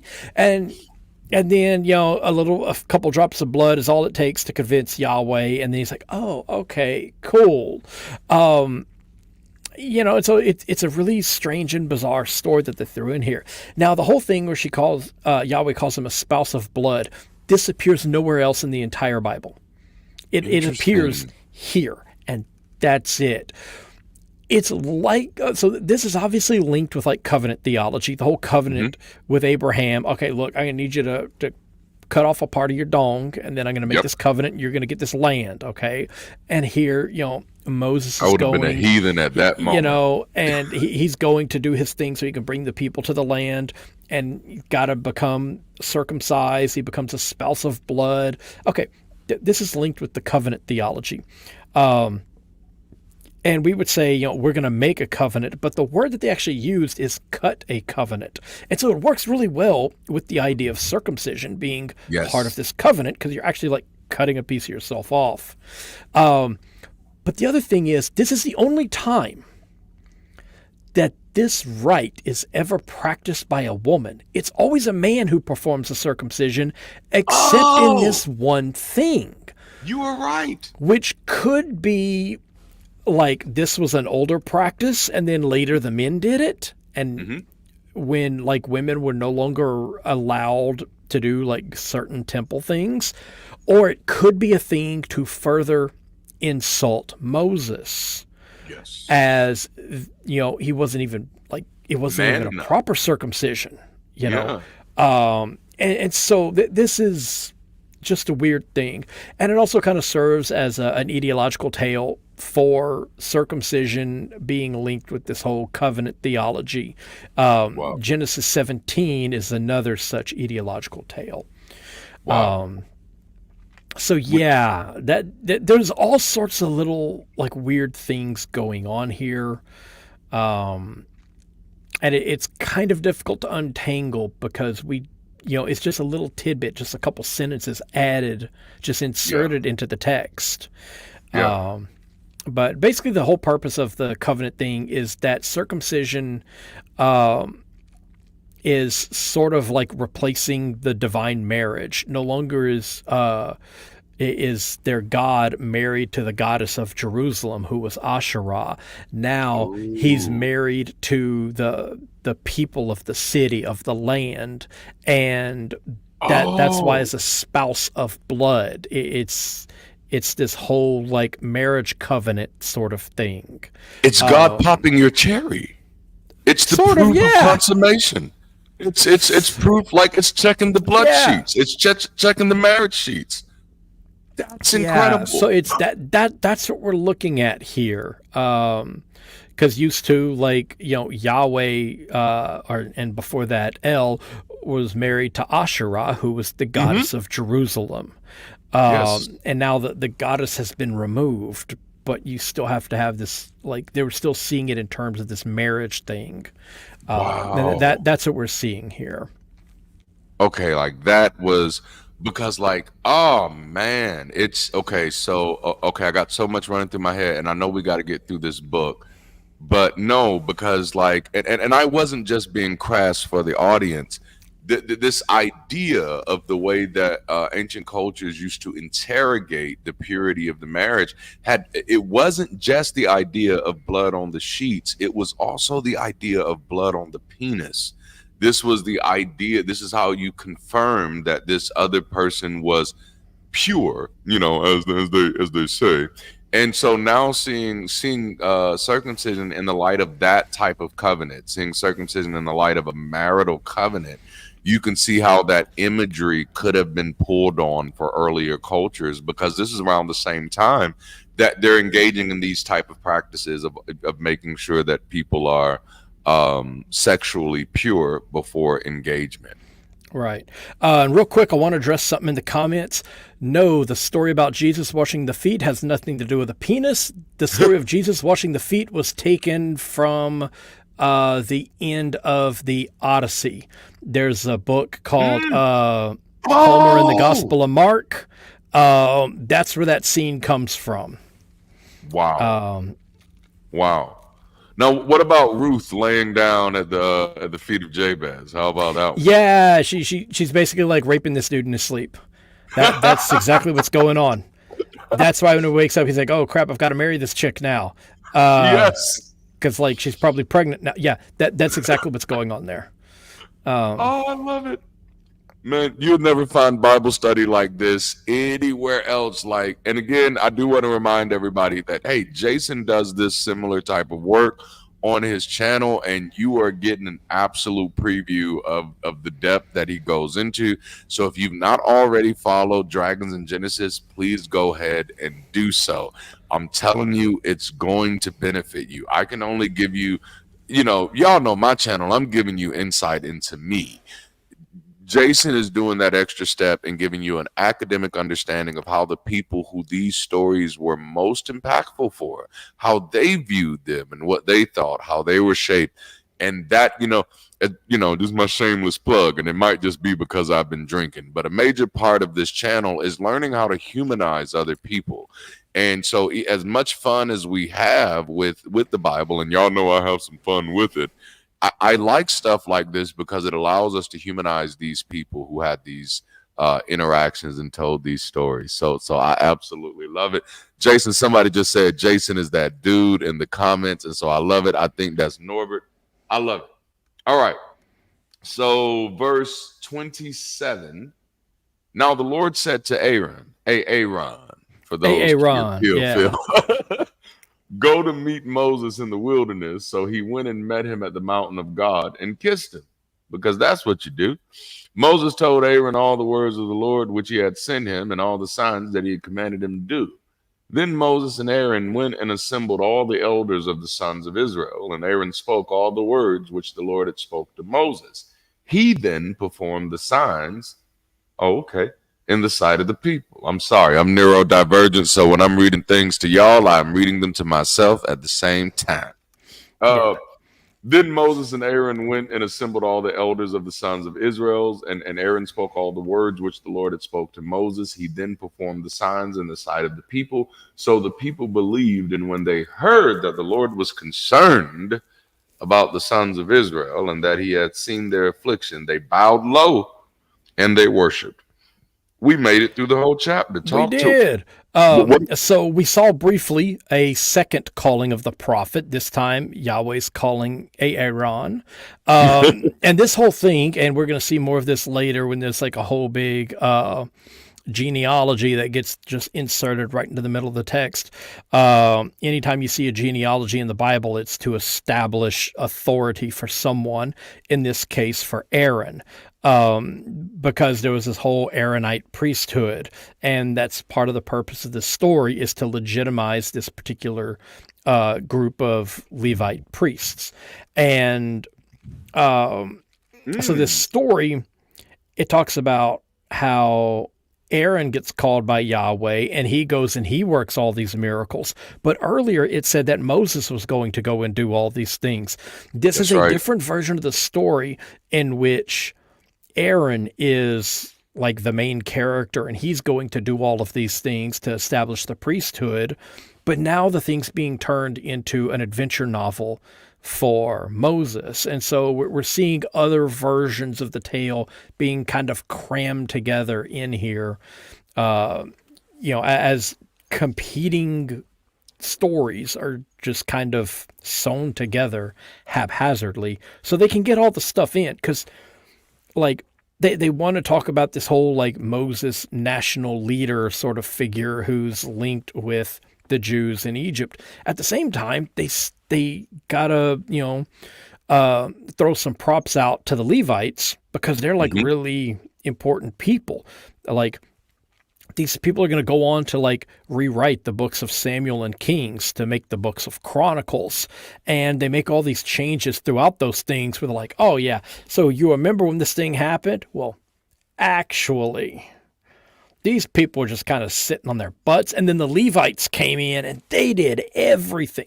And that's all Chronicles is. It's just rewriting Samuel and Kings so that the Levites come in and they just do all the heavy lifting.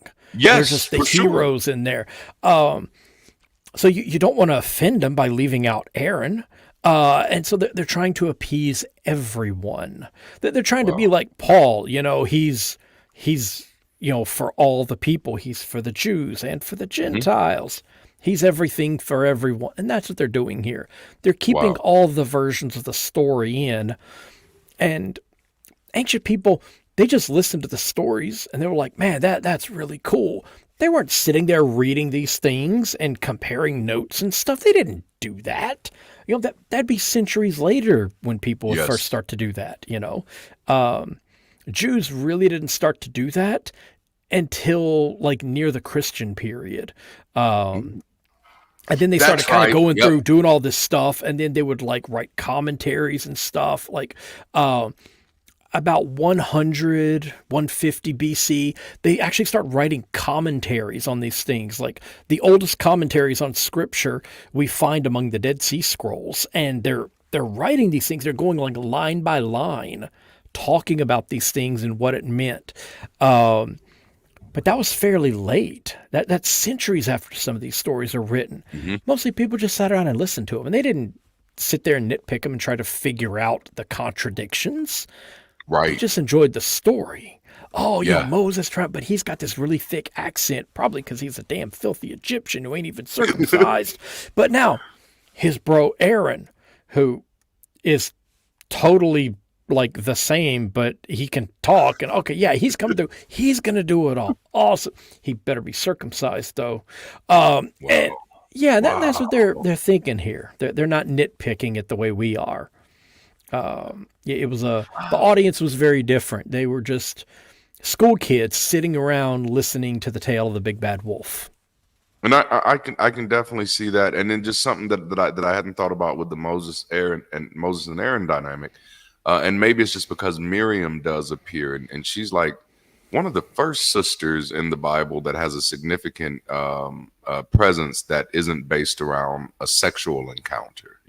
We have Tamar before and stuff like that. But, Miriam becomes very significant. But I never looked at that older, younger brother dynamic between Moses and Aaron, where Moses is assumedly the older brother and Aaron is the younger. Is that right? Is Moses... hang on. I'm trying to think. Moses is, I believe... Moses is supposed to be 7 years younger than Aaron. Ooh. And so basically when the Pharaoh releases them and they get to finally leave, Moses is supposed to be 80 years old and Aaron is 87. And the reason they do this is because they want Moses to die at 120 at the very end of the 40-year wandering. Yeah. An interesting little tidbit, though, is this gives us this kind of gives us a little bit of a timeline for how these events played out. Originally, they didn't wander the desert for 40 years. There's only like 2 sentences in the story that say anything about that. And those 2 sentences actually interrupt the tale. And if you chop out those 2 brief sentences, then there is no wandering in the desert. What happens is they leave Egypt, miraculous water crossing, and then they go on into... I think they also do like a mass circumcision because none of them had been circumcised while in Egypt. That's right, yeah. Mass circumcision, miraculous water crossing, and they start heading across. Then, at the beginning of Joshua, they show up at the Jordan, miraculous water crossing and mass circumcision. It's meant to be, and celebration of the Passover. It's meant to be 1 year later. Wow. And then as soon as they get in there, like what do? They send some scouts to go check out the land, right? St. Moses does the same thing, and it's the report from the scouts that get him cursed to go wander, They get scared and they doubt Yahweh because they saw a bunch of giants. Anyway, Joshua sent some scouts in, and his scouts, look, they've been in the wilderness for a while, okay? Can you blame them for visiting a brothel.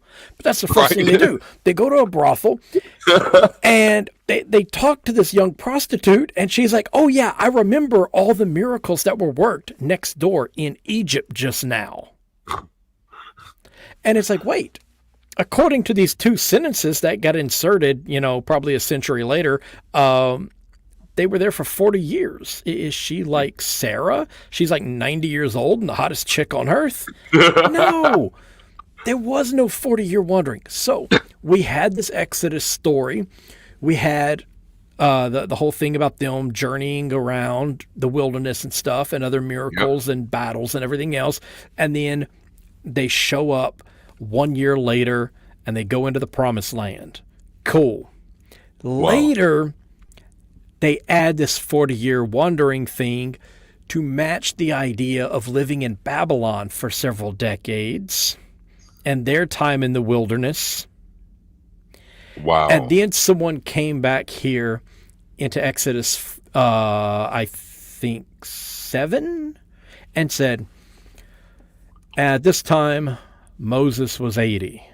That way, he can be exactly 120, the Hmm. number of years allowed after the flood for a human to That's right. live, even though a whole bunch of them still live to be like 400 and 500 years old. Yeah. They do that so that he'll die right before entering the promised land at Wow. 120. He gets to live the maximum age, but he doesn't get to live long enough to see it. So yeah, now we kind of can see the layers of development of these little additions to the text. That that is just like a mind blowing. There are a lot of things I want to hit here. First, I do want to hit Norbert, who has hit us up with another super chat for love, peace, free thinking, and real fucking community. Cheers. And like That I dude's just throwing out appreciate you. cash tonight. You know what I'm saying? Like, Dude, yes. But like that's hey, let it rain. Oh, that's a Christian song. Make it rain is the other side. We're gonna combine make it rain and let it rain and see what happens there. But I love that because, I want y'all to realize like we don't have these conversations just to like I hope you realize we do have these conversations in good faith. So like even though I know many of us we have a torturous past with Christianity, these conversations aren't to pick at Christianity. And sometimes that's how they get framed. When we're just talking about the reality of how things have existed, and even when we're trying to get an appreciation for things, it comes off as, well, you're just picking at Christianity. So I always appreciate it when people who are connected to the work we're doing recognize that the real point is to build community. And this allows us to do this. Jason is lending his expertise to this community, his curiosity to this community, and I know I said it last week, but I want to remind you again, it's incredibly valuable because people don't just see this as information. They don't just see this as an opportunity to rag on the Bible. For them, this is community. For them, this is an opportunity to learn about something that has been a major part of their lives in many ways, in a very traumatic way. And it's the first time they can actually approach this book without feeling pressured to live a certain way or to have these types of shame or guilt. And like so like for people like you who do this work of taking that extra step to expose the anachronistic ways that we often interpret this without considering the context, it is incredibly freeing for so many people out there who felt like their lives were tied to the words in these books.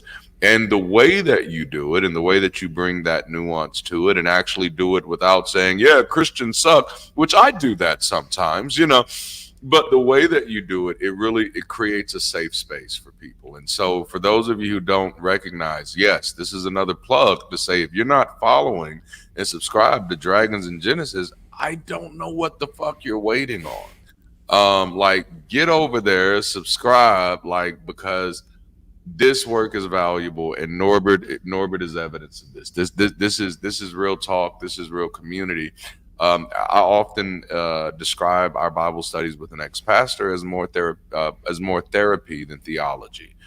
Even though we're going to hit some theological things, at the end of the day, the reason why this is so helpful is because it helps so many of us breathe. I'm sure you can even remember at times being a believer, feeling trapped and having to interpret the Bible one way and not being able to fully engage the story. And you're kind of helping take those chains off for a lot of people Yeah. to be able to actually appreciate the story in the way that we would appreciate any other story that we read. And I find that incredibly liberating.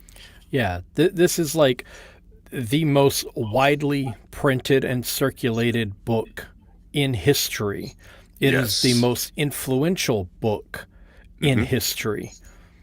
And yet, the vast majority of people who own this book have never read it. The vast majority of people who claim to live by this book have never read it. And the vast majority of people who have read it have never studied it. Yes, sir. And unfortunately, finding good resource material to help you understand the Bible is very difficult to come by, because the vast majority of effort that is put into deciphering the Bible Ooh. comes from people who have a theological message they wish to sell you. Yep. And the amount of the amount of times you'll be reading something about the Old Testament, and there's one thing that you're going to see in the book of Numbers when it talks about how they make the bronze serpent and they put it up on the pole and they hold it up and it heals the people. The vast majority of biblical commentaries that you can buy are going to tell you that when you get to that passage, it is foreshadowing the arrival of Jesus. Yes, This sir. is a Canaanite snake god associated with the goddess Asherah. This has nothing to do with any mythology concerning a Jewish carpenter. It is not symbolism of the crucifix. The closest thing you're going to find is the staff of Asclepius and a dozen other identical symbols throughout the Mediterranean world. That's what that is. It has nothing to do with dying and rising gods. It has nothing to do with Jesus. And yet so much material is corrupted by much later theology. And the whole purpose of my show is to knock all of that aside and find the stuff from reputable scholars. And many of them are theists. Yeah. Probably about 80% of the scholars whose work I purchase are religious in some way. Wow. But I work really hard to find the ones that keep their personal theology out of their scholarship. Yeah. And often this means buying really expensive books. Some of them, like I've got books that are $10 and I've got books that are $250. Wow. You know, I got 2 books that were purchased to do the Enoch episodes that cost hundreds of dollars each. I did 7 episodes on that. It cost about $600 to do those episodes, just in getting good research material. Because everything else was talking about Jesus, or it was talking about ancient aliens, or it was talking about Bigfoot, or all of the above. Yeah. And to get the good quality stuff out there is difficult, and it takes time. And that's what the whole show is about, is to take all this stuff that like you don't have access to. Or if you do, you're not going to go out and spend $150 just to learn about the book of Genesis. That's stupid. Right. Why would you do that? Don't do that. That's idiotic. Don't do it. Nope. I'm going to do it for you. I'm going That's to right. give it to you for free. And then if you want to learn more about that stuff, ask me. I'll link the books to you. Wow. And then you can get them. That's right. Because I think this book that is extremely widely available and massively influential, I think people should at least understand what's in it. Yes. And most people don't even know, like, most people had no idea that Yahweh tried to kill Moses for not being circumcised, and then Yahweh got tricked by seeing blood on his dong. Most people have no idea that's an actual story in Exodus. Right. And yet they will hold up the book and say, I live by this. Yeah. And that's the purpose of what I do, is to show you what is actually there Right. and different versions of it, and to help you understand it to the best of my meager abilities. Wow. And an example would be the episode of Daniel that just dropped, I believe, yesterday. Oh, I not only it's the last book of the Hebrew Bible. I'm now done with the Hebrew Bible, yes. Wow. so it's complete. I'm going back to redo the Genesis episodes. I'm Okay. plugging away at those. I'm going to replace the audio on them. Ooh. But the Book of Daniel, I just dropped it yesterday. And not only do I cover the entirety of the Book of Daniel and all the weird symbolism and stuff and the crazy monsters and all the other stuff that's in there, but I cover the additions to Daniel that aren't in your Bible. Like the Wow. one where the prophet Habakkuk gets picked up by the hair by an angel and flown from Judah to Yes. Babylon so he can give his sandwich to Daniel while he's trapped in the lion's den. This is Wow. from an older version of the lion's den story that you don't have. I've got one where Daniel fought a dragon. I've got one where there's this chick named Susanna who's in Babylon, and she gets ambushed by these authorities who want to take advantage of her. And I've got two different versions of that one story. And there are so many different things that I have, and I got all of them in there. There's multiple editions and Wow. different versions of those editions, and I've got all of them there for you. And I tried to use good scholarly sources to break them all down. So that's what my show does, and I think that's why it's important. So you can understand what's actually in it without someone trying to tell you why you should believe it. And then whether or not you believe it's entirely up to you. That's it. Personally, I don't care. Yeah. I'm just there to talk about the stories, and the theology, I keep it out. I love that. I absolutely love that.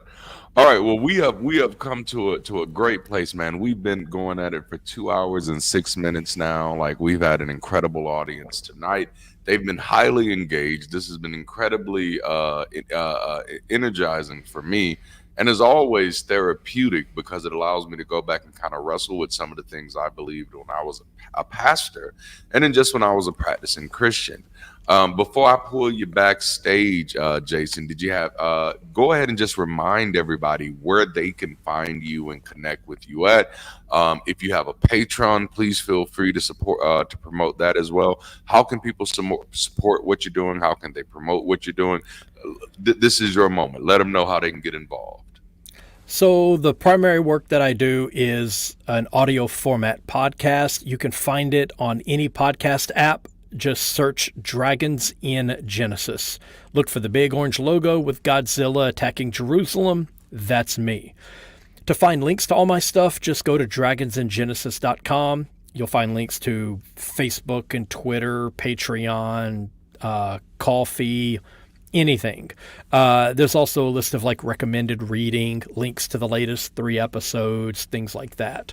So if you want a list of books to read or lectures to buy that you can get off of Audible or from the teaching company, then you can go and check those out. I've got a list of those, and I'll be updating it soon to include a bunch more. So yeah, dragonsingenesis.com, and that'll find everything you need. That is awesome. Thank you again, Jason. Brother, I cannot tell you how much I appreciate having you in on these sessions with me. This is so incredible, and again, I cannot overstate how valuable this is. Now, obviously, I'm a little upfront with everything I say, and I've not shied away from the fact that this is valuable for the community, because this is very much an ebony ivory type of situation, and we don't always get this a lot in the community. And I want people to understand that that's not always because nobody wants it. It's oftentimes because there are cultural discomforts that we don't talk about enough. But just to be clear, like, I didn't reach out to Jason. Jason reached out to me, and that's what makes it even more beautiful. Is that we can model something that the church has had 200 years, at least in America, a hard time with modeling. At least as the time of Dr. King, Sundays were the most segregated hour in America. And so just being able to see the secular community spread out like this is absolutely beautiful to me. And again, Jason, I want to thank you. I cannot wait to next week. I'm gonna drop you behind backstage, and I'll be back there with you in a few. Speaking of next week, everybody, I do want to remind you that there may be some changes for next week's show. As I don't want to let the cat out the bag too early, but we may be coming about 30 minutes earlier next week, and that'll just be for next week, right? And I'll drop the announcement as to why later on this week. But I also wanted to hit this. Norbert did hit us with another super chat, and you are amazing, man. You are obviously vying for a deacon position on this channel. But one last gift before we close. I want to drive this home, how important this is to me. This is what we wanted as Christians. This is what we as Christians wanted. Love ancient aliens. And honestly, almost even if that wasn't a super chat, I would have been tempted to read that one tonight, because that I have definitely said that several times since I've taken this journey to be very vocal here. And that is a lot of the things that I'm seeing happen now and that I've seen happen over this past 6 months is everything I ever wanted as a Christian and everything I ever wanted as a pastor. For those of you who know anything about this channel is committed to being people-centric and progressive thinking. That's all I ever wanted to be, even when I was a Christian pastor. And I just had to leave Christianity because I realized that Christianity would never really give me the liberty to be the person that I wanted to be. So being able to now have these conversations and engage and play a part with actually stimulating community, it's been the most refreshing thing for me in the world. Is it a lot of work? Yes. But people like you make it worth it, And then not only just people like you, and I do appreciate all of you, but also people like Jason, people like Kyle, who partners with us on the Ex-Pastor Call-In show. I'm currently we're currently in talks, my wife and I, with Mark and Ann Peralta of Apostate of Mind, of doing some collaborations there. And that's really my goal in the community. My catalytic role in this community is to create as many collaborations as we can, because there really is strength in numbers. And to be honest, you don't get representation until you get into some conversations. Other people don't know the needs that impact you and how your unique experience, has a playing on the world, until we can actually get together. And I'm going to do my damnedest to build those bridges so that we can be not just a stronger community as secular folk and a secular society, but so that we can be better. Not better than, but better for the world that we live in, so we can help this world actually be a more progressive place. And so, I think I've rambled a little bit. As y'all know, I've been sipping on the Four Loko a little bit tonight. That's 13.9% alcohol volume. Probably not great for the liver and the kidneys, but But I love y'all so much. I absolutely enjoy this community. I'm absolutely enjoying the work that we're all doing. And when I say this community, I'm not just talking about the community on my channel. I'm talking about the community abroad. There are some excellent things going on out here. You have Dragons in Genesis. You have Myth Vision. You have Ichabod, who's doing Nurch like every other Sunday. You have Black Non-Believers within the Cut. You have Maya Atkinson with Bad Science Sunday. You have Dr. J. Bundy. You have Forrest Valcott. You have Matt Dillahunty. You have Jimmy Snow. You have the ACA. Oh my goodness, our community is growing into a beautiful mosaic of just awesome people. And my highest hope is that we never forget that. And that when we come together in these Bible studies, that I hope that our commitment is to learn about people, is to learn about each other, and to grow together. All right, so I've said a lot. Oh, I got to say one more thing. Only because Jason mentioned it, I have to do a shameless plug, because Jason mentioned how we often try to, especially those of us charismatic Christians, tried to pre-bake Jesus into Old Testament scriptures where he did not exist. That actually is one of the most prominent themes of my newest book called Christ Held Up. So if you have not checked it out, please feel free to check it out now. There's actually some reviews on there. Speaking of which, I got to get those people some signed copies out, and thanks for that. But that is one of the things that I address, is that one of the reasons we have a misunderstanding of this idea of the return of Christ is because many of the scriptures that are used to promote Christ are 100% taken out of context. And that's something I struggled with a long time while being a believer myself, right?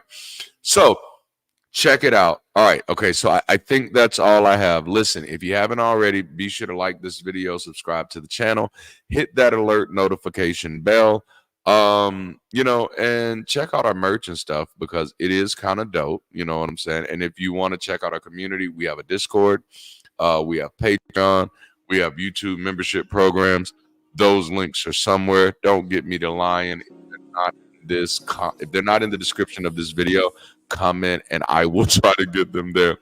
But other than that, again, I love y'all. Until next time, keep rising, stay progressive, and if you can, and of course only if you can, stay beautiful. I'll holla.